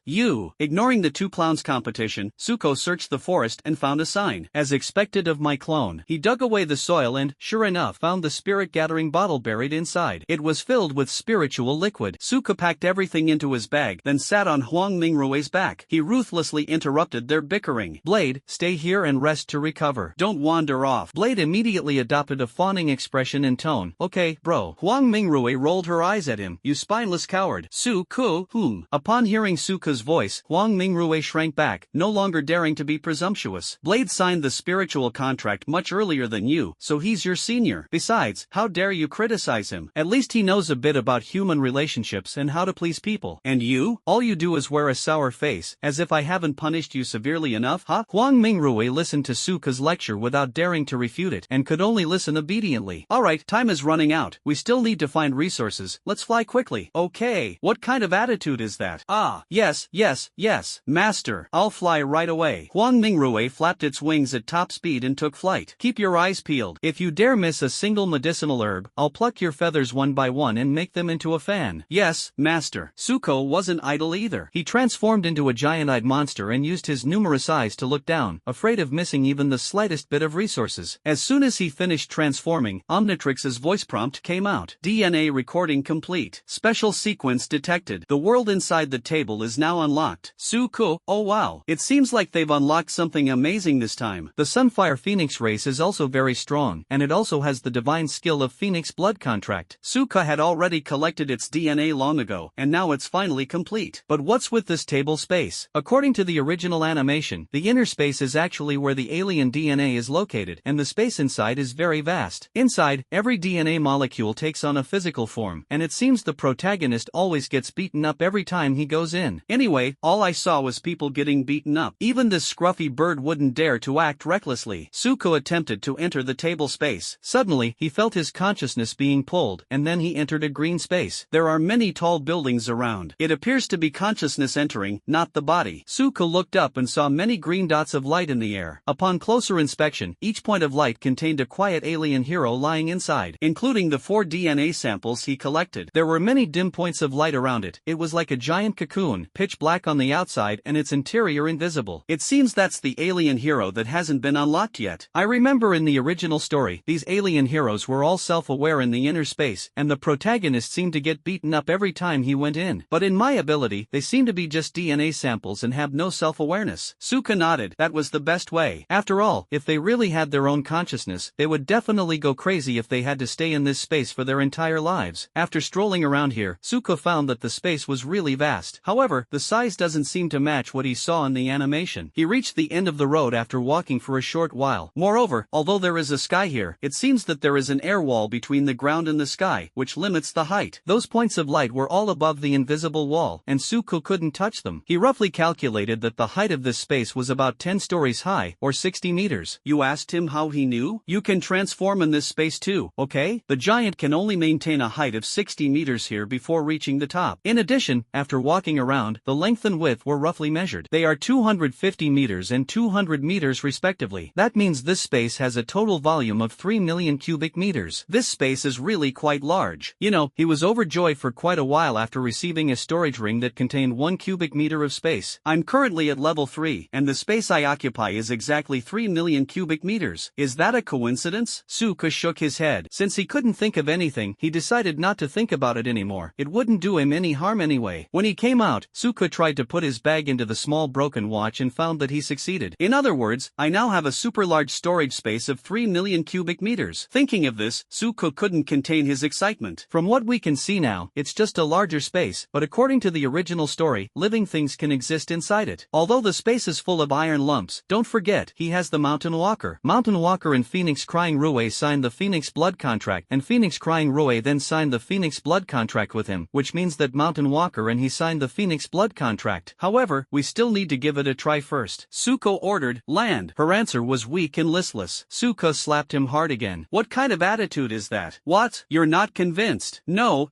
I'll land right away. Behave yourself. I won't show any mercy to you demon invaders. Understood, master. At this moment, Huang Mingrue was filled with regret. Why did he have to come to the super heavy secret realm? As the strongest genius in the history of the Sunfire Phoenix clan, he should have led his race to greater heights, but now he has become a prisoner of this human. It's all the fault of those elders in the clan who insisted on bringing her here, otherwise, I wouldn't be in this situation. And what about the parents? They didn't even try to stop it. The important thing is that the Phoenix Blood contract actually has such a terrifying effect, and they didn't even tell me about it. Huang Mingrue harbored deep hatred for the elders who had sent her and her parents, cursing through gritted teeth, "You selfish bastards." She was filled with anger and resentment, feeling that she had been used and had become a victim of someone else's greed. She couldn't help but reflect that if they hadn't been greedy and tried to steal the fruit tree, but instead competed honestly and fairly for the fruit, and hadn't coveted Suko's abilities, then perhaps the situation today wouldn't be so bad. If she hadn't used the Phoenix Blood contract on her own initiative, how could Suku have had an opportunity to take advantage of her? Through the contract, Suku was able to clearly perceive Feng Mingrue's emotions and inner thoughts, but at the moment he was busy with experiments and had no time to care about her feelings. However, Suku was also filled with doubts. He had carefully searched Huang Mingrue's memories and was naturally aware of the existence of the Phoenix Blood contract. Logically speaking, the Phoenix Blood contract is extremely domineering and can forcibly control the body and consciousness of the controlled person. However, abilities such as punitive extreme pain, memory search, sensing the other party's emotions and inner thoughts, and automatically triggering attack punishments do not seem to belong to the original scope of the Phoenix Blood contract. As for whether Huang Mingrue's elders deliberately concealed certain key information from her, Suko believed that the possibility was extremely slim. After all, Huang Mingrue only needs to use the Phoenix Blood contract once to understand its effects, so there's no need to hide it. Thinking back to when he had transformed into Superman once before, but at that time he did not control his body, his consciousness was pulled into Superman's inner universe. Given that Superman X's actions require the unanimous consent of his internal personality, but he has never given such consent. Or did he agree unintentionally? Or perhaps it was the defense mechanism of the small broken watch that temporarily allowed Suko's own will to control Superman X. Given Superman's abilities, it seems like it wouldn't be difficult for him to do this. Why did I do that? Thinking about it, these newly added abilities all seem to be. Suko shook his head violently. I am absolutely not that kind of person. Absolutely not. But after thinking about these features, I felt a little excited. It's definitely a side effect of forcibly transforming into Superman X. Yes, I was definitely temporarily affected by those two personalities. Suko comforted himself like this, not even noticing that he had already landed. Master? Huang Mingrue called out to him cautiously. What's wrong? He subconsciously spoke to her in an authoritative and threatening tone. Huang Mingrue trembled with fright. Suko suddenly realized that ever since he signed the Phoenix Blood contract with her and turned her into his spirit pet, he had gained absolute control over her. Every time I spoke to her, she always spoke with a superior air and an unquestionable tone. But he doesn't hate himself for being this way. Because he considers himself the master of the other party, he has absolute control over her, so she naturally has no right to expect Suko to treat her like his own family and friends. Huang Mingrue said with a slight tremor, It's already landed. Suko jumped off her. He took out a piece of cloth, wrapped the watch in it, and used it to block the camera. I picked up the tattered watch and activated the world inside it. The little broken watch released a burst of green light, which enveloped Feng Mingrue and then absorbed her inside. Immediately afterward, Suko's consciousness entered the inner world and, as expected, saw Feng Mingrue in a panic. What's going on? Suko frowned. I'll give you one more chance to rephrase your words. Huang Mingrue shrank back in fright. Master, what's going on? Suko, you're making a fuss over nothing. Isn't this the same as your sun will space? After saying that, Suko waved his hand, and she was kicked out. Through this experiment, Suko has confirmed that living things can live here. In the future, he could modify this space slightly and bring in the mountain walkers, perhaps creating a paradise on Earth. I need to do some research on mountain walkers when I get back. Regarding the reason for the awakening of the inner world, Suko speculated that it might be because Huang Mingrue's sun will space activated the space of the broken watch. Regardless, this is a good thing. Suko was initially worried about whether the ultimate gravity crab overlord's small satellite could follow the mountain walker into Huang Mingrue's sun will space. You don't need to worry anymore. However, in any case, the small satellite of the gravity crab king will definitely be able to enter it. There is no doubt about that, and there is no need to even conduct an experiment. Suko clapped his hands lightly and then withdrew from the inner world. Then, he removed the cloth from the watch and said to Huang Mingrue, Alright, we can continue now. This time, Huang Mingrue dared dared not slack off in the slightest. Her voice was full of enthusiasm. Seeing her performance, Suko was very satisfied. Not long after, Huang Mingrui made a new discovery. Master, I have found a red sunflower. Upon hearing this news, Suko immediately ordered, go down and collect the materials. Huang Mingrui responded quickly and acted according to the instructions. Red sunflower is a fire attribute cultivation resource. Although it can only be considered barely among the rarest, it still has some value. Considering that this method was inefficient, Suko decided to split up with Huang Mingrui to search separately. Since he could share Huang Mingrui's field of vision in real time, he wasn't worried that she would slack off. After transforming, Suko flew off in another direction at an extremely fast speed. Seeing this, Huang Mingrui dared not delay and immediately flew off in another direction to begin searching other places. In the following period, Suko and the others searched for various supplies in different directions. Suko found a lot of good things. Xian Yanlingji, Jing Yilian, Yuhanhua. There are really a lot of good things here. Most importantly, he also discovered a golden beehive. Golden bees are a type of ferocious beast that can produce golden honey. Golden honey, as the name suggests, is priced comparable to gold. Its appearance is also entirely golden, just like liquid gold. Golden honey has an incredibly sweet taste and is very popular, especially among those who love to eat it. After consuming it, it not only beautifies the skin and nourishes the complexion, but also has a strong therapeutic effect. Furthermore, it can also be used as a resource to assist in cultivation, and in the same quantity, its effect is no worse than that of spiritual liquid. Most importantly, this is a treasure containing life energy. It's the kind of thing where you can keep taking it. This time, we just happened to collect 3 DNA samples, and we were worried about not having enough life energy to optimize them. You absolutely must keep this for yourself. You must never give it away. Taming this swarm of bees is quite simple. Gliding gorillas are also a type of insect. These golden bees, which were only at the highest level of F, were no match for the gliding king's pressure. He easily captured the queen bee and signed a spiritual contract with her. Then, he made a pleasant surprise. Since golden bees do not require a gravity-dependent environment to grow, gravity can actually cause their already fragile bodies to die from the pressure. However, these golden bees, which were born and raised in the super-heavy secret realm, possess a physique that is far more powerful than that of ordinary golden bees. Furthermore, the golden honey they produce is more effective than golden honey of the same grade. During his training, Suko had the opportunity to try it once. He tasted the E-grade one. These golden bees are only at grade F at most, so the honey they produce is also grade F, but its effects are comparable to grade E. Because of their fragile bodies, golden bees are much weaker than other ferocious beasts of the same level, and even inferior to mutated beasts. Despite being a noble and ferocious beast, it can only be compared to mutated beasts like mosquitoes and flies. However, these golden bees, who have lived in the supergravity secret realm with 8 times the gravity since childhood, have evolved through generations and have developed extremely strong physiques. The current golden bees, at the same level, are already equivalent in combat power to ferocious beast races ranked 2000th or lower. The premise is that the ferocious beast cannot use energy attacks such as water or fire. After all, bees are just bees. Although they have some fighting ability, they have almost no resistance to elemental attacks such as fire. Therefore, they will be at a disadvantage if they encounter enemies who can use energy-based abilities. Perhaps this problem can be solved in the future by optimizing their DNA to enhance their capabilities. In this way, these bees can better cope with various combat environments, increasing their chances of survival and combat effectiveness. Due to their unique properties, some clever and ferocious beasts choose to keep these bees as pets. Similarly, humans also try to capture and domesticate these bees to obtain the precious honey they produce. However, this type of bee is extremely rare and difficult to find even in the demon realm. The main reason is that raising queen bees is extremely difficult. While ordinary golden bees are relatively easy to find, raising a queen golden bee is extremely difficult, and it may not even happen to 1 in 100 million bees. It can be said that, whether on Earth or in the demon realm, golden honey is a hard currency, and there is absolutely no need to worry about a lack of buyers. Its value is extremely high, and market demand is strong. Suko commanded the queen bee to summon all the golden bees back to the hive, and then led the hive to the location of the mountain walker. He found a tree and hung the beehive in a spot with many flowers around it. Then he began to calculate the time and found that the deadline was getting closer and closer. Considering that the current gains are already quite substantial, Suko decided not to continue looking for other targets. Suko used the Phoenix Blood contract to summon Huang Mingrui back and checked her harvest. The results surprised him somewhat, as the gains were quite substantial. Huang Mingrui found many rare medicinal herbs, including a rare awakening herb. This herb can be used to refine elixirs that enhance mental power, and therefore it is quite valuable. Well done. Suka simply offered a compliment, but Huang Mingrui seemed exceptionally happy upon hearing it. In her eyes, as long as she could please her master, she wouldn't have to worry about being punished. She still feels fear when she recalls the pain she once suffered. However, Suka Suko paid no attention to Huang Mingrue's thoughts. He glanced at the enormous mountain walker and decided it would be better to take it back. So he waited patiently for a while until the countdown on his watch was about to end. Next, he transformed into the ultimate gravity crab king, placing 3 small satellites on his body to ensure sufficient gravity was applied. He then gave Huang Mingrue an order to put away the mountain walker. However, in reality, Suko secretly separated the watch's camera from the mountain walker and then put it back into the watch's inner world. Before long, they were teleported out of the secret realm. Suko had just been teleported out and was still a little dazed when he heard a thunderous applause and cheers. This is an old tradition. Anyone who returns safely from inside receives this treatment. The 2 ferocious beasts, the Sunfire Phoenix and the Dimensional Mantis, were naturally teleported over as well. Their enormous bodies were impossible to ignore. When Zhuang looked at them excitedly, his eyes full of admiration. "You actually managed to contract 2 such high-ranking ferocious beasts. I bet you've had quite a haul this time. I knew I wasn't wrong about you," he said excitedly. Su Liang walked over and teased with a smile. "Alright, you old one, all you did was listen to the previous group of people who were teleported back and talk about their situation and their advantages, right? You're acting like you're some kind of shrewd old fox." Upon hearing this, when Zhuangzheng's beard bristled with anger, and he retorted, "You old illiterate, that's called foresight. Ha ha ha." A burst of laughter and cheers immediately filled the air. "Su Liang, alright, now that you're all out, let's not waste any more time and start checking our loot." "Suku, wait a minute," Su Liang asked, puzzled, "what's wrong?" Suku took out the spirit-gathering bottles and returned them to the original number of people. They were all somewhat surprised. "Xiong Badian, brother Suku, what are you doing?" "Suku, what's wrong? Wasn't it originally your bottle? But you filled all of these, we didn't do any work at all." The others nodded in agreement. Suka said nonchalantly, "Is it that hard to fill this thing up? I didn't put in much effort, so you can just take it. Besides, I've already got enough this time, so I don't really care about this little bit. But, alright, take it. No need to refuse. If I ever fall on hard times, just come and help me out." Xiong Badian, "Alright, brother Suku, from now on you're my true brother. If you ever run into trouble, just come to me, and I'll definitely help you." Others, especially those who were eliminated early and did not collect resources, were even more determined. After all, although they don't lack resources, the resources they brought out from the super heavy secret realm can all be exchanged for contribution points. These contribution points can be exchanged for many treasures and opportunities that they cannot normally access. Therefore, even though they had given up hope of getting the precious crimson bloodfruit, exchanging it for some other good things was still a pretty good option. Seeing the gratitude in their eyes, Suku felt a surge of satisfaction. "While it may seem like I gave away several bottles of valuable elixir today, I actually gained a large number of valuable connections. They may not all be useful in the future, but at least a good relationship has been established, so they won't become enemies later." After all, the protagonists in novels often clash with various forces, and Suku couldn't help but worry that he would become the target of everyone's criticism. What if one of these 9 people happens to be a typical antisocial personality? It's not uncommon in novels for characters to harbor murderous intent simply because they dislike the protagonist. Suko knew that the world was full of unknowns and dangers, and that he had to be vigilant at all times. Therefore, he was eager to build more connections to avoid being schemed against by potential enemies. As for whether there might be people who, for no apparent reason, feel even more hatred towards Suko because of his charity, in that case, just pretend he didn't say anything. After everyone handed in their watches, Suko also took out resources that he didn't need without hesitation. After handing over all these things, he kept 2 spirit pets and some other valuable items. These include golden honeycomb, refreshing flowers, and basalt Ganoderma lucidum. The first 2 need no further explanation, while the latter, the Xian Yanlingji, is a rare spiritual herb with rock attributes. Suko decided to leave it for Lin Ning to use. Afterwards, Suko followed Su Liang, Wen Zhuangzheng, and a group of soldiers to a very spacious place. Su Liang smiled and said to Suko, "Alright, now you can release it." Suko nodded slightly, then placed his hand on Huang Mingrue's sunwheel, making a gesture as if he was about to pull something out of the sunwheel, but in reality he was secretly releasing the mountain walker from the small broken watch. With a loud bang, the mountain walker's massive body was finally revealed to everyone. At that moment, everyone present was stunned, their eyes filled with excitement and awe. Su Liang was so excited he was almost incoherent. "Mountain walker. It really is mountain walker. I can hardly believe it. I would actually see a living mountain walker in my lifetime." When Zhuangzheng, mountain walkers are extremely rare. Even in the demon realm they are unique. It is said that the Yu family's city was built on the body of a mountain walker, which was captured by the Space Supreme himself in the demon realm. At this moment, the 2 looked at Suku with expressions full of envy, jealousy, and hatred, but without any greed. However, Su Liang still sighed. Because the mountain walker can not only be used as territory, but it can also be transformed into an extremely powerful war fortress. If we could obtain it, China's military strength would definitely be greatly enhanced. However, However, since Suko had already agreed to contribute the mid to high level crimson blood fruit trees, he felt embarrassed to ask him for more. Back then, it was in a secret realm, and the highest level of strength was only the 3rd rank. So even with the most careful transplantation, the already fragile roots of the fruit tree would still be damaged. However, once outside the secret realm, there are advanced wood-type and gravity-type psionicists. They easily transplanted the fruit trees to other locations without causing any damage. Suko also retrieved 2 small satellites, since releasing 3 satellites and exerting full gravity would consume a lot of spiritual energy. As for the crimson blood fruits he received, unsurprisingly, just as Yulintian had calculated, there were exactly 10. However, given that he needed to use these fruits to transplant fruit trees and hand them over, this was considered official business. In addition, he successfully crippled a powerful spirit ape and signed a contract with the strongest prodigy of the Sunfire Phoenix, thus making 2 great contributions. Therefore, he received 2 additional low-grade crimson blood fruits, which could upgrade the 2 people's exceptional talents to the earth level. Suko was very satisfied with this, because his uncle and aunt both happened to have exceptional talents, and with these crimson blood fruits, they could help them improve further. After finishing all his business, Suko stayed in the same spot for a while longer. Professionals have carefully reviewed the video footage to ensure they did not do anything to harm their teammates. Only when everything is confirmed to be correct can this matter be considered to be successfully concluded. On the way back to the capital, Yulintian put down the phone and said, "It's all taken care of. The things will be delivered to you tomorrow." Suko responded, "As expected of the Yu family, your efficiency is truly impressive." Since Huang Mingrui and Daofeng are ferocious beasts, even though they have been bound by a contract, some preventative measures still need to be taken to avoid unnecessary trouble, out of consideration for public sentiment. Therefore, they are currently sitting in specially designed cages, and the inside cannot be seen from the outside. They will be released once they reach their destination. At this moment, when Zhuang took out a piece of paper and handed it to Suko, saying, "You worked very hard in the secret realm this time, so go home and rest for a while. This is a leave of absence for 1 week. Take it." Suko happily accepted the leave slip. When Zhuang then added, "In addition, the school will give you 20 points and 1 academic credit as a reward. These rewards will be deposited into your student ID account after you return to school." Upon hearing the news, Suko was overjoyed and shouted, "20 points. That's 1 credit left." The importance of points goes without saying. They are the universal currency of Tokyo University and can be used to purchase various resources. Credits represent one's status in school. According to Senior Wei, one of the conditions for using many valuable items is having a certain number of credits. I never expected that I would be able to earn such a valuable 1 credit so soon after arriving here. It's important to know that the vast majority of students don't earn a single credit upon graduating in their first year. Suko thought to himself with a smug smile. Along the way, Suko and the others added each other as friends on Fishin. These people will all become important figures in the future. If it weren't for this opportunity and when Zhuangxing's discerning eye, Suko might not have even gotten to know them. The vehicle first drove to the Xiong family's house. After getting out of the car, Xiong Baji waved goodbye to everyone inside. "Brothers, if you ever have a spare moment, you have to come visit me. My little bear cubs are so cuddly." To be honest, Xiong Baishan's words hit the nail on the head. Who doesn't love a cute, cuddly little bear? Guan Yu, in particular, already had a restless look in his eyes. Of these 10 people, some, like Xiong Badian, came from the capital, while others happened to be studying there. Yulintian did not go to university. After all, with his family's resources, they could provide whatever Imperial University could offer. Guan Yu and Xiong Badian were also freshmen at Daijing University, but because their families lived in Daijing, they were discovered and taken to the training ground a long time ago. Suko only found out when he went there. Guan, whose hometown is Anqing City. He is a sophomore at Daijing University and is quite familiar with Wei Likuan. The two are considered friends. The other 5, some hoping to make their family business even better and with enough resources at home, did not choose to go to school. Some went to other schools, but due to the fierce competition at Imperial University or bad luck in failing to get into Imperial University, they had to settle for second best. Regardless, after this incident, the group got to know each other, and from then on, they were better off than others in terms of connections and knowledge. In addition, there's the added bonus of contributing to the country. If you just strive to improve yourself, your future will be limitless. After the car arrived at the Youth Chamber of Commerce, Suko opened the cage and let Huang Mingrui out. She had long been fitted with a special spiritual collar, which could be used to suppress her spiritual power. Suko made no attempt to hide anything, and simply led a Sunfire Phoenix through the main gate in a swaggering manner. The customers who came to buy things around him and the spies planted by other forces all stared at him in shock. A 3-meter-tall, fiery red bird is truly eye-catching. Isn't that the young master from the Youth Chamber of Commerce? Wow, his bird is huge. Yeah, what kind of bird is that? It looks pretty fierce. A man who looked somewhat scholarly said disdainfully, "TCH, you never listen when I tell you to read more books. Now you're not cultured enough, are you? If I'm not not mistaken, this must be a mutated beast named the flaming bird. Ha, does the flaming sunbird look like this? I've seen pictures of it before. The man was surprised that he actually knew, and felt a little embarrassed. Ahem. It's said to be a mutated beast, so it must have mutated. Is that so? Yes, that must be it. They were speaking quite loudly, and many people nearby could hear them. Some discerning people gave him a disdainful look but said nothing. Many people also took out their phones and secretly sent messages. Suko called Su Feng to confirm that he was in his office. After thinking for a moment, instead of shrinking Huang Mingrue's size, he took her out and made her grow a little bigger. Then Suko rode on her back and flew towards the top floor. People below took out their phones to take pictures. Achievement, outstanding in front of others. Su Feng, who was upstairs, had just put down his phone and was about to ask Muwan to pick him up when he heard a knocking sound outside the window. Uncle, open the door. No, open the window. Su Feng turned his head and his eyes nearly popped out. This is the 81st floor, and the mount he was riding. Su Feng rubbed his eyes in disbelief. That's right, it's the Sunfire Phoenix. What an incredibly powerful and ferocious beast. How did he do that? Uncle, open the door. No, open the window. Su Feng then realized what was happening and quickly opened the window. Suka jumped in immediately and then put Huang Mingrue back into the inner world. Phew, that feels so good. Su Feng patted him on the shoulder. You're something else, kid. You went to the secret realm and brought back a phoenix. Su Ku, that's right. For me, it's only right to take a cut from the goose that passes by. Getting extra benefits from the opponent is what makes it profitable. Su Feng, it seems you've had a good haul this time. Su Ku, of course. By the way, where's my aunt? She has something good for you. Su Feng, our biannual auction is about to begin, and she's busy preparing for it. Aren't you going to help? Today was the day I was supposed to gather the spring water. I had just finished adjusting my spiritual energy when your call came. Suko, then it seems I've come at just the right time. Su Feng became interested. Oh, how so? Suko took out 2 crimson blood fruits. Su Feng stared wide-eyed at the 2 fruits. Could this be the legendary crimson blood fruit? Suko, as expected of your uncle, you really know your stuff. This is a low-grade crimson blood fruit, which can raise your talents to the earth level. Su Feng gasped. Since his business started to improve, he has been searching for a treasure that can upgrade his talent level. This will allow the spring water to condense faster and produce better results. However, such things are too precious. Although he found some treasures that could improve his talent level, the effects were too poor. They could only improve low-level talents and could not improve his talent at all. Without even thinking, Suka threw it to him. When my aunt comes back, I'll give this thing to her. Su Feng didn't refuse and readily accepted it. Alright, but I can't just take your things for free. The auction starts in 3 days. Go and take a look then. If there's anything you like, just place an offer and I'll bid for it for you. Su Feng wasted no time and immediately ate the crimson blood fruit. A powerful energy instantly spread throughout his body, making him feel as if he were being burned by flames, unbearably hot. As the energy flowed throughout his body, his talent level also rose to earth level. His cultivation level has also reached the 4th stage, 6th level. Phew, I checked it out, and now the speed at which I condense spring water has decreased from 1 drop per month to 1 drop every half month. Under these circumstances, the effect will not increase. However, if it doesn't condense within half a month and continues at a rate of 1 drop per month, the effect will increase to the point where it can elevate a top-tier talent to an earth-tier one. Suko gasped. What does it mean to be promoted from the top level to the bottom level? A genius that only appears once every 50 years in Yen City can be born in him in a month. In a year, 12 geniuses capable of fighting against ferocious beasts can be produced. Suko could imagine that if this item appeared at an auction in a few days, it would definitely sell like hotcakes, and the reputation of the Youth Chamber of Commerce would become even more prominent. Perhaps the ranking will rise even further, but it will inevitably attract some jealousy. However, those ranked higher certainly wouldn't care about such petty gains, while Suko wasn't afraid of those ranked lower. Su Feng had told him that the strongest members of any conglomerate ranked 80th or lower were no more than 5th tier. With Suko's current level of skill, he dares to say that he can defeat any 5th tier opponent, as long as they are not legendary. Back in the room Su Feng had arranged for him, Suko checked the time and realized it was already September 20th, more than half a month since the start of the semester. I wonder how the 3 of them are doing with their studies. Suko thought to himself, but then shook his head. After spending so much time in the secret realm, he was exhausted and had no energy left to think about anything else, so he decided to rest for the night and make plans for tomorrow. Lying in bed, Suko slowly closed his eyes and soon drifted off to sleep. When he woke up again, he felt sore all over, as if his body was falling apart. Even the slightest movement would cause him excruciating pain. This is because he was in a high-gravity environment for a long time, and his body was in a state of high tension and activity, so he did not notice anything unusual. However, now that they relax, the side effects of high gravity immediately come rushing in like a tidal wave. At this moment, he felt that even moving a finger was incredibly difficult, and the pain was indescribable. Just then, Suka suddenly remembered remembered the vitality pills that Wen Zhuang had given them in the car earlier. This elixir is said to be able to relax muscles and help tense muscles return to a relaxed state. At the time, Suko felt that he was fine, so he didn't pay much attention to it and didn't take the pill. Only now has he truly understood the importance of the vitality pill. This is supposed to help them mitigate the side effects. But now even blinking is extremely painful for him, let alone extracting the elixir. Suko's consciousness connected to the inner world of the table and released the elixir and the phoenix cry. Host, she was just about to greet him when Suko took control of her body. Birds are not yet used to using their bodies. Suko finally managed to open the stopper with her bird beak and then fed the pill into her mouth. After it was all over, they took her back. After swallowing the pill, he felt a warm current flow through every part of his body, and his sore muscles were greatly relieved. About 3 minutes later, the soreness finally subsided. Suko stood up and stretched a few times. The leave period starts from today, which means that Suko has another week to go to school. Since we've come all the way to the capital and haven't had a proper chance to explore yet, we'll spend the morning having fun around the area. Wang Zhong and the others should be getting out of school around noon, so I'll call them then. So, instead of cultivating today, Suko wandered around the city and ate a lot of delicious food. Around 11 o'clock, Su Feng called him. Xiaoku, someone just came over and said they wanted to give you something. That person is quite powerful, at least I can't see through them. Oh, it seems my things have arrived. Just then, Yulindian also sent him a message saying that the crystal core and spirit pet he was supposed to receive had arrived. Suko happily walked back, ready to receive the items. As soon as he reached the door, he heard a commotion coming from inside. There's nothing I can't get if I set my sights on it. You'll have to sell this rain-dew steed today, whether you want to or not. Su Feng frowned. Young Master Wen, it's not that I don't want to sell, but this rain-dew steed doesn't belong to our youth chamber of commerce, and I have no right to decide its sale. The man called when Xiao sneered. Heh, I don't care whose it is. Since it's in your store, it's your merchandise. Then he took out a bank card. There's 5 million in here, I'll buy it. Su Feng's expression was rather unpleasant. This is a precious rain-dew steed, which may evolve into the 67th ranked super powerful support beast, the Sweet Rain Pegasus. Let alone 5 million, even 500 million might not be enough to buy it. But this guy wants to buy it for 5 million. What's the difference between that and getting it for free? You could have just robbed me, but you still kindly gave me 5 million? Su Feng would never agree otherwise, but the person in front of him was the young master of the Maoan group, ranked 47th, whose strength was beyond their reach. Moreover, the opponent's strength had already reached the 5th level, and Su Feng's ability was not combat-based, so he was no match for him, but he knew he absolutely could not back down. Putting aside the fact that this rain-dew steed belongs to Su Ku, the fact that he backed down in front of him this time will give the Youth Chamber of Commerce a reputation for bullying the weak and fearing the strong. The Youth Chamber of Commerce has only recently established itself in the top 100, and the mining area has not yet gotten on track. If this stain is amplified by competitors, the Youth Chamber of Commerce may face a crisis. Thinking of this, Su Feng took a deep breath. Sorry, we're not selling this horse. When Xiao frowned slightly, what? You think it's not enough? Fine, I'll add more. As he spoke, he took out another card and placed it on the table. Su Feng's heart sank, thinking that this person seemed serious, but he still said, I'm sorry, I really don't sell. When Xiao's face showed a hint of displeasure, Uncle, don't be so stubborn. There's nothing I can't get if I set my sights on it. Su Feng looked at him without fear. I've already said, this horse is not for sale, and no amount of threatening me will change anything. Wen stood up, walked up to Su Feng, and looked down at him. Are you sure you want to offend me? Believe me or not, I'll make sure your Chamber of Commerce goes out of business. Su Feng gritted his teeth and said, forcing a smile, even if you are the young master of the Maoan group, you can't force a sale like this, can you? I'm forcing you to buy. If you know what's good for you, take the 10 million and give me the horse. Su Ku listened to their conversation from outside, his face showing a look of utter dismay. This author is such a jerk. Why did he have to give him an enemy? If you're going to make the arrangements, at least make the plot a little more original. This kind of rich kid bullying the weak plot has been overused, hasn't it? Su Ku was too lazy to deal with this kind of person, so he simply picked up his phone and reported the incident to the police. Hello, is this the Public Security Bureau? I am Su Ku, the young master of the Youth Chamber of Commerce, the person personally picked up by Wen Zhuangzheng, the vice president of Imperial University, the good friend of Xiong Badian, the young master of the Xiong family, a prominent family in Imperial capital, and the buddy of Yulintian, the great-grandson of Yu Huai's, the Space Supreme. There is trouble at my family's shop. Please come and resolve this as soon as possible. Thank you. After hanging up the phone, the security guard on the other end was a little confused by the long string of prefixes he used when introducing himself. As a newcomer, this was the first time he had encountered something like this. I had no choice but to ask my master for help. Brother Zhao, I've encountered something, well, a bit strange. The man called Brother Zhao walked over and asked him, what's strange? He repeated what he had just said. Zhao Kai lowered his head and pondered for a moment. He has a relative who works in the military, so he knows some things. If the other person is indeed one of those 10 people, then what he said might not be untrue. Regardless, if this is true, then he is definitely not someone I can afford to offend. Even if it's fake, it doesn't matter, since dealing with these things is their responsibility anyway. Let's call more people and go. After reporting the case, Suko walked inside. Uncle, I'm back. Seeing Suko's figure, Su Feng breathed a sigh of relief. When I passed by Wen Xiao, I greeted him. Then he pushed the cage and walked away on his own. Wen Shanggang was a little stunned when he was greeted, but when he saw Suko about to push the cage away, he quickly stopped him. Stop! Who told you to push my horse away? Suko turned around, looked at the unfamiliar boy, and said matter-of-factly, this Rain-Du steed is mine. I'm going to take it away now. Is there a problem? Upon hearing this, Wen Shang flew into a rage and retorted, nonsense. I just bought this Rain-Du steed. It's mine now. Suko frowned and sneered, come on, I heard everything clearly outside. My uncle didn't sell it at all. Besides, I didn't even agree to buy it. What makes you think you bought it? The boy's face flushed red with anger as he was choked by Suko's words. He shouted, why? Because I'm the young master of the Maoan group. I'm much better than your third-rate little business association, and I'm much better than you. You have to give me what I want. Suko couldn't help but laugh out loud, and said disdainfully, Maoan group, is it that powerful? The boy sized up Suko, a hint of disdain flashing in his eyes, and sneered, if I remember correctly, you were Suko, right? Suko was somewhat surprised and raised an eyebrow, asking, oh, you know me? Wen Shang said with a smug look, your battle with the eldest son of the Zhang family is quite famous. I watched it too, and I have to say, you do have some skill, being able to possess the combat power of an ordinary 5th-tier fighter. After speaking, he paused deliberately, as if to give the other person time to process what he had said. Then he continued, but I am now 24 years old and a genuine 5th-tier, 6th-stage expert. My talent level is also heaven level, which is different from those 5th-tier experts with low-level talents. As he said this, a clear sense of pride and confidence appeared on his face. Then, he emphasized, so, you can beat him, but you definitely can't beat me. When he said this, his eyes were full of provocation and disdain, as if he were declaring his power to the other party. His face radiated pride, giving the impression that he had complete confidence in his abilities. However, Suko remained remarkably calm in the face of Wen Chang's provocation. He looked at Wen Chang and said slowly, no fighting is allowed within the city. Violators will be severely punished. Suko's words were like a sharp sword, directly severing Wen Chang's arrogance. Wen Chang had been expecting to see Suko's angry or fearful expression, but he didn't expect the other party to be so calm, and even bring up the law to suppress him. Wen Chang was immediately enraged. He widened his eyes and raised his voice, shouting, is that what I meant? I meant that someone like you, a piece of trash, I could easily crush. As he spoke, he waved his fist, as if trying to prove his strength. Then he added, you were able to beat him simply because you had the advantage of a fair fight. If I didn't give you time to prepare, do you think you could last even a second against me? Moreover, my family background is much stronger than yours. It only took me 6 years to cultivate to the 5th level, 6th stage. The resources my family can provide for me are far better than yours. To our Maoan group, your little youth chamber of commerce is nothing but an ant. Believe me, I can shut your chamber down with a single word. When Chang's words were full of threats and contempt, he was trying to undermine Suko's confidence in this way. Suko, idiot. When Chang was furious, what did you say? You. When Chang was so angry that his face turned red. No one had ever treated him like this before. He angrily swung his right hand, unleashing his supernatural power, and roared, die. Instantly, a sharp metal spike appeared on his right hand, piercing straight towards Suko's heart. Seeing this, Su Feng hurriedly raised his hand to release a water shield in an attempt to block Wen Chang's attack. However, with only a 4th level cultivation, how could he withstand an angry attack from a 5th level expert? The water shield offered only slight resistance before being easily broken. But this brief obstruction gave Suko a moment to evade. Suko quickly turned to the side, causing Wen Chang's attack to only hit his shoulder. Wen Chang drew out his spikes, preparing to launch another attack. Just then, a piercing police siren suddenly sounded outside. Wen Chang initially thought it was just an ordinary patrol officer passing by, and breathed a slight sigh of relief, temporarily putting down the spikes in his hand. He glared at Suko and threatened, just wait, once the sheriff leaves, you can die. Faced with Wen Chang's threat, Suko simply smiled and did not respond. Seeing this, Wen couldn't help but feel a little puzzled. Suddenly, he realized that the sirens were not getting quieter, but were getting louder, as if a large number of police cars were approaching. Only then did he realize what was happening. You dared to report this to the police? Suko said innocently, as a law-abiding citizen, isn't it common sense to seek help from the sheriff when you encounter trouble? You. Wen Chang was speechless for a moment, not knowing what to say. He used to bully others at will, relying on his strength and family background. Almost no one dared to resist, and even if someone did, it was to no avail. Those who dared to report the crime were all dealt with by him through various means of destroying evidence and then disposed of afterwards. Gradually, he became more and more domineering, and no one dared to provoke him anymore, so he never expected that Suko would actually report the case. Seeing his stunned expression, Suka smiled and continued, the surveillance cameras have captured the scene of you making the move. My injuries are the best evidence, and there are so many witnesses around us. Just as when Chang was about to speak, Suka suddenly transformed into a flashing star, quickly finding a piece of cloth in his spatial storage and sealing his mouth to prevent him from threatening others and preventing them from testifying for him. Then he found an even larger piece of cloth and covered Wen Chang's head to prevent him from using his eyes to warn others. Considering that the other party is a fifth-tier expert, it would only take a moment for him to break free from this restraint. Suka grabbed his body and spun him around hundreds of times. It can be said that Suku has considered everything that needed to be considered. Wen Chang, who had just finished spinning around, felt like his brain was about to be shaken off. He was dizzy and disoriented, unable to stand up straight. However, because his mouth was sealed, he couldn't spit it out. He was too dizzy to swallow, so it just stayed in his mouth. Then, on instinct, he swallowed the food. By the time he realized what was happening, it was too late. Just as he swallowed the food, the sheriffs pushed open the door and walked in. They looked at Wen Chang, who had a black cloth covering his head and was swaying in place, and couldn't help but feel a little puzzled. Who reported the incident? One of the sheriffs asked loudly. Suka hurriedly raised his hand and said, I reported the case. I want to report that someone here is plotting murder. After he finished speaking, he pointed to Wen Chang. At this point, Wen Chang had gradually recovered thanks to his strong physical condition. As he savored the nauseating taste in his mouth and recalled everything that had just happened, a strong sense of humiliation welled up inside him. He quickly tore off the strips of cloth from his head and mouth, glaring angrily at Suko. You. However, before he could finish speaking, Suko pointed behind him. Wen Chang turned his head and saw uniformed sheriffs standing at the door. This sudden turn of events terrified him, turning his face pale and causing fine beads of sweat to appear on his forehead. Although Wen Changping was unrestrained in his behavior, he was not stupid. Faced with this situation, he knew he was in a precarious position. In the past, their family had a lot of power. If they bullied others, they could easily destroy evidence and threaten witnesses and victims, thus resolving the problem. Those who were bullied could only silently endure it. But the situation is different now. Although the Youth Chamber of Commerce is not a powerful force to his family, he cannot destroy the evidence here. Furthermore, Suko's actions just now left him no time to threaten anyone else. In the end, all of them were taken away. Afterwards, Su Feng temporarily entrusted the work to Mu Wan. There was no reversal in the situation, as the evidence was now conclusive and his crime had been established. That fatal blow was clearly aimed at the heart. His goal was to take Suko's life. If Suko hadn't dodged in time, he would probably be dead by now. Su Feng frowned and said, his attack was powerful, but not fast. You should have been able to dodge it easily. Suka said, he's not fast, but that's only relatively speaking. I have to go all out to dodge him. I can't control the angle at all. I can't make sure he hits my shoulder right away. Su Feng said helplessly, you just had to let them stab you. Suka smiled and said, if I don't hit him, how can I make myself look more pitiful? How can I make him get a harsher sentence? Besides, I believe you will definitely block it. The sheriff, listening to the conversation between the uncle and nephew, couldn't help but think to himself, what do you mean? Please, don't talk about this kind of thing in front of the sheriff. After the two chatted for a while, a middle-aged man came over carrying documents. Wen Chang's expression was still full of dissatisfaction. The middle-aged man walked up to them and said apologetically, gentlemen, I am Wen Kun, the chairman of Maoan Group. I am deeply sorry for what my son did before. After saying that, he nudged Wen Chang, signaling him to apologize. Wen Chang's face was full of resentment, and even a hint of provocation. He seemed to think he hadn't done anything wrong, or rather, he didn't care about other people's feelings at all. Wen Kun's expression turned serious. He frowned and said sternly, if you're not willing to apologize, then from today onwards, you'll have to stay home obediently and won't be allowed to go anywhere. Moreover, I'll deduct your allowance so you understand the consequences of doing something wrong. Upon hearing his father's words, Wen Chang's face instantly turned ugly. He knew how painful it would be to lose his freedom and pocket money, so he had no choice but to lower his head and reluctantly mutter, I'm sorry. The voice was so soft it was almost inaudible, but at least it was an apology. Suka smiled and replied, it's all right. However, this smile felt somewhat strange, as if it concealed some deeper meaning. But Wen Chang didn't realize this. He thought Suku was afraid because he saw his father was there and heard his name, so he immediately raised his head again and said smugly, you're smart. Hurry up and sign the letter of understanding. I'm in a hurry to go home. Suka's lips curled up slightly, revealing a meaningful smile. I'm afraid you won't be able to go back. Upon hearing this, Wen Chang frowned deeply and asked in confusion, what do you mean by that? Suka shrugged and explained calmly, attempted murder, premeditated murder, public disturbance. These crimes are enough to get you several years in prison. So, you should just stay in prison and reform yourself. Hopefully, when you get out, you'll be someone who contributes to society. Upon hearing this, Wen Chang's face instantly darkened, a fierce glint flashing in his eyes. Boy, don't be ungrateful. I have 1,000 ways face to make you wish you were dead. However, at that moment, the sheriff suddenly stood up and shouted, "Wen Chang, this is not a place for you to run wild. How dare you threaten others here?" Seeing this, Wen Kun hurriedly reached out and slapped Wen Chang hard on the head, angrily scolding, "You unfilial son. Can't you see the situation clearly even now? It seems I've been too lenient with you. Starting today, you're not allowed to go anywhere. You'd better stay home obediently. I'm going to teach you a lesson." Then, he turned to Su Ku and Su Feng with an apologetic expression and said sincerely, "I am truly sorry for the mistake my son made. I am willing to apologize to you on his behalf. If you need any compensation, please feel free to ask. I will not haggle over it." At this moment, Su Feng finally ushered in his moment of glory. The two walked aside and began to discuss compensation. Su Ku looked at Wen Chang smugly and even raised his eyebrows at him in a deliberately provocative manner. Although Wen Chang was filled with anger, he dared not act recklessly again under his father's stern warning. "I can only keep this hatred to myself." Su Ku could only shake his head helplessly at this. And in his heart, he cursed the author as a scoundrel. This feud is now officially on, and who knows what methods this guy will use to deal with him in the future. Should they hire their men to assassinate him, or hire an assassin? It seems there are only a few ways to get revenge in novels, so we should be more careful when walking alone at night in the future. After chatting for a while, Su Ku followed Su Feng back, and he couldn't suppress the smile on his face the whole way. "Su Ku, is it really necessary? You've been laughing for ages," Su Feng said excitedly. "Ha ha ha, how could it not be? That's a top 50 group. Even if we only managed to squeeze a little bit out of them, it would be enough for us to eat. This time, we've taken a big bite out of them." Su Ku rolled his eyes. "Aren't you afraid they'll retaliate later?" "Su Feng, what am I afraid of? They wouldn't dare to make a move openly. Besides, my abilities have improved now. I'm someone who can reliably produce Earth-level talent psychic energy users. If the government knew they would have to protect me, they wouldn't dare lay a hand on me." "Suko, but they dared to lay a hand on me." "Su Feng, with your combat strength, you're not even at the 6th rank. Who could kill you?" Clearly, because of that battle with Su Ku, Su Feng is now very confident in Su Ku's strength. By the time the matter was resolved, it was already 1 p.m. Su Ku took out his phone and called Zhang Zhanpeng. Beep, beep. The call was answered very quickly. "Zhang Zhanpeng, hello. Su Ku, how's it going? Is get out of class over?" "Zhang Zhanpeng, I logged off a long time ago. To be honest, there aren't as many classes in university as I thought. By the way, you've finally come out of the secret realm." "Su Ku, yeah, I'm exhausted. Come on, let's call the two of them to come out and play." Zhang Zhanpeng, great. We don't have classes this afternoon, so we have plenty of time. Su Ku, okay, come to the Youth Chamber of Commerce first. Zhang Zhanpeng, no problem. After hanging up the phone, Su Ku went to the cafeteria, ate something quickly, and then arrived at the entrance of the Chamber of Commerce. The sun was high in the sky and the weather was hot, so he found a deck chair by the door and sat down to rest. Holding up a small umbrella and a fan to his face, he looked exactly like an old man. A gentle breeze brought a touch of coolness. Su Ku closed his eyes, savoring this moment of tranquility and comfort. After a while, he was almost asleep when he suddenly felt a lightness on his face, as if something had been taken away. He groggily opened his eyes and found 3 people standing in front of him, Zhang Zhanpeng, Wang Zhong, and Lin Ning. They couldn't help but laugh when they saw Su Ku's expression. Wang Zhong said helplessly, "You seem to be having a good time, but we've been through 10 days of grueling military training. Look at my skin, it's all tanned." As he spoke, he rolled up his sleeves to show off his dark skin. Lin Ning, standing to the side, nodded in agreement, saying, "Yeah, I used 10 bottles of sunscreen during the 10 days of military training, and I still got a little tanned." She touched her cheek and said with some heartache. Zhang Zhanpeng chuckled and teased,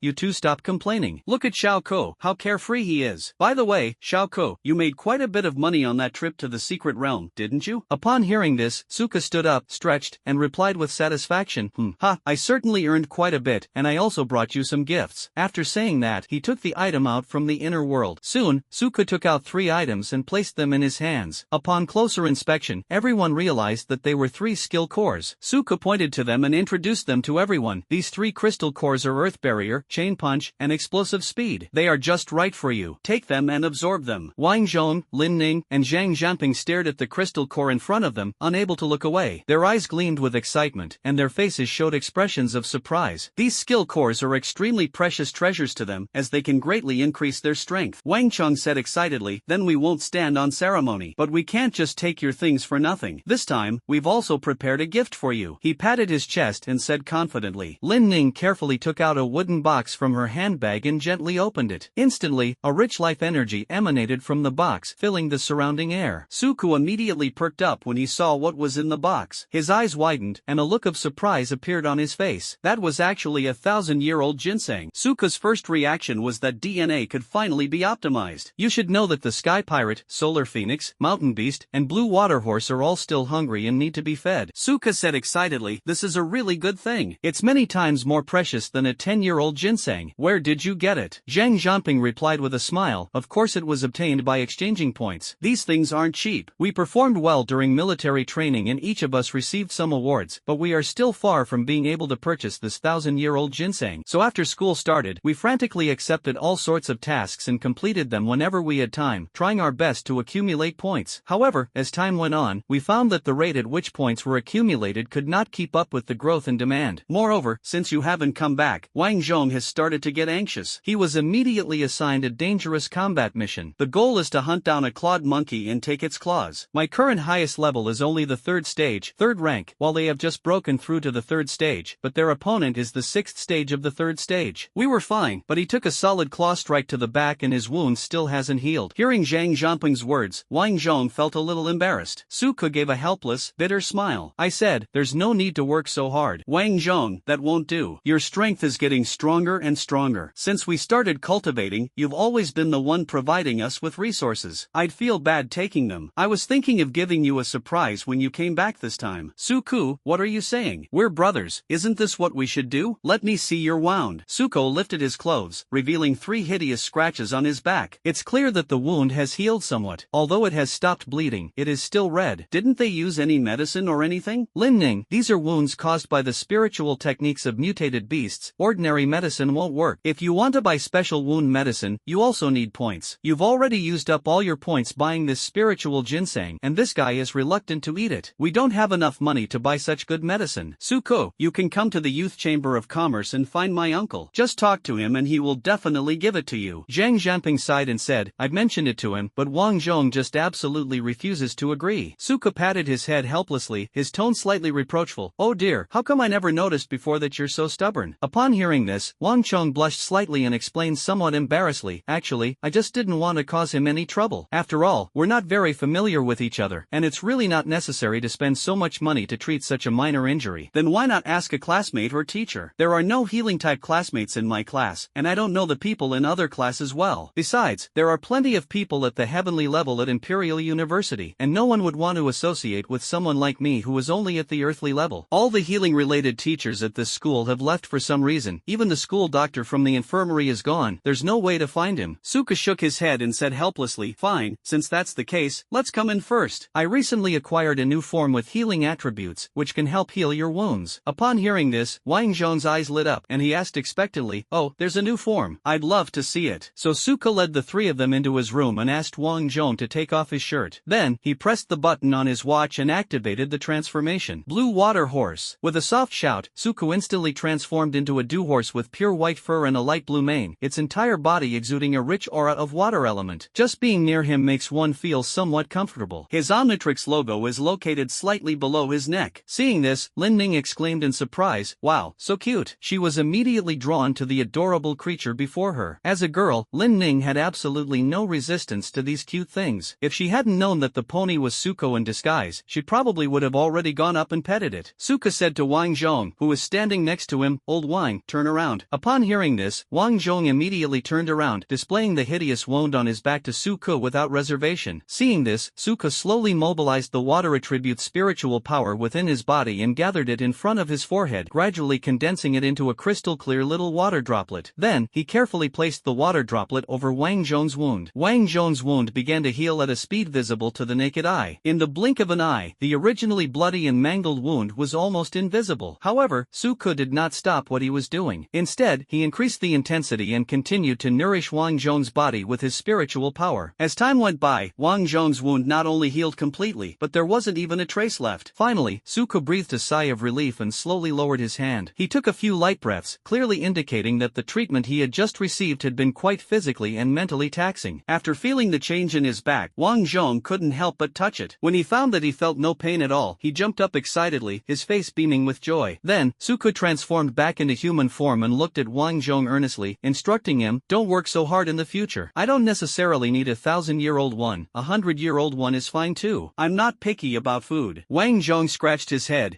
now that you have such a powerful form, you won't be afraid of getting injured anymore. How can you not fight? He paused, then continued, our Earth-level talents are like pandas in Imperial Capital University. university because they are so rare. In university, you could throw a brick anywhere and hit a group of geniuses. If you don't push yourself and work hard, how can you catch up with those geniuses? Upon hearing this, Suka nodded thoughtfully, indicating his agreement. He pondered to himself, feeling that finding a treasure that could improve his talent level was indeed urgent. He thought for a moment and then said, I currently have a low-grade crimson blood fruit tree. The fruit it produces can upgrade a top-tier talent to a lower-tier talent. Once I figure out a way to upgrade the fruit trees, I can help you improve your talents. The crimson blood fruit tree! Lin Ning exclaimed in surprise, her eyes widening as she looked at Suku. You actually have such a wonderful thing? Wang Zhong looked at Lin Ning curiously and asked, Ning, do you know what that is? Lin Ning nodded and explained, the crimson blood fruit is a very precious spiritual fruit that can directly increase a talent level. However, it has extremely demanding growing conditions and is very rare, making it difficult to find. I never expected Suku to have a crimson blood fruit tree. Wait a minute. Lin Ning suddenly thought of something. You didn't go to the secret realm just for this, did you? Suka nodded. We were originally only allowed to take the fruit, but I thought the fruit trees were better, so I brought them back directly. Listening to Suka Versailles' speech, Lin Ning was speechless. The two people on the other side looked shocked upon hearing Lin Ning's words. They then realized that Suko possessed such valuable resources. For Suko, this crimson blood fruit tree undoubtedly became an important asset for him to improve his own strength. Wang Zhong asked with some doubt, Ning, how do you know about this? Although Zhang Zhanping didn't say anything, his puzzled expression said it all. Lin Ning rolled her eyes in annoyance. The school library is free to enter, and you guys don't even know how to read more books in your spare time. The two men blushed slightly at what was said, especially Suko, who felt ashamed that he, as the owner, had never known about the crimson blood fruit. I take our talent levels very seriously. When I went to the library, the first thing I looked at was books about these kinds of treasures, and I happened to see the crimson blood fruit there, Lin Ning said proudly. Suko's eyes lit up, and he quickly asked, as expected of Lin Shueba, is there any record in that book on how to upgrade the grade of fruit trees? Lin Ning nodded. Of course there is. If you want the crimson blood fruit tree to upgrade its level, you need to water it with high-level beast blood. Mutant beasts won't work, it has to be a ferocious beast. At least, the higher the ranking of the ferocious beast, the better the effect of its blood. Each type of ferocious beast can only be watered once, and each time it will increase the level by 1 liter. Upon hearing Lin Ning's words, Suku immediately thought of a suitable candidate for blood collection, Huang Mingrui. He couldn't wait to release Huang Mingrui from the inner world. Although she had tried her best to restrain her power, her appearance still caused the temperature in the room to rise by a few degrees. The three stared in shock at the enormous bird beast that had suddenly appeared. With a flap of its wings, it generated a heat wave that sent the surrounding temperature soaring to 40 degrees Celsius. Huang Mingrui greeted Suka politely. What is this? Lin Ning stared wide-eyed, her face full of confusion as she asked. The appearance of this huge creature was completely beyond her comprehension. Suku explained with a smile, this is the 8th-ranked ferocious beast in the demon realm, the Sunfire Phoenix. How about it? Isn't it impressive? Let her take us for a ride sometime. Zhang Zhanping couldn't help but swallow hard, exclaiming, my goodness, as soon as she came out, I felt like my superpowers were restricted, as if I had encountered a more advanced predator. Upon hearing this, Huang Mingrui let out a triumphant cry, seemingly quite satisfied with Zhang Zhanping's reaction. However, the next moment, she was slapped hard by Suku. Did you hear me? Take back that aura you're giving me, Suku shouted. Huang Mingrui shrank back aggrievedly and muttered softly, yes, master. Then he obediently withdrew his imposing manner. Zhang Zhanping felt a little better. After she recovered, the three men looked her up and down, their eyes gleaming with a strange light, as if they were looking at some rare treasure. Huang Mingrui felt somewhat displeased by their unbridled staring, but dared not show it. After all, these three people were her master's friends, and angering them was no laughing matter. After a while, Suka suddenly turned around and went into the room, rummaging through drawers and cabinets to search. A moment later, he came out carrying a large cup with a capacity of about 1 liter. He handed the cup to Huang Mingrui and said calmly, do it yourself, bleed, and fill this cup. Huang Mingrui's eyes widened, wondering if he had misheard. She never expected that Suku would make such a request. Hurry up! Seeing that Huang Mingrui did not make a move, Suku urged impatiently. Yes.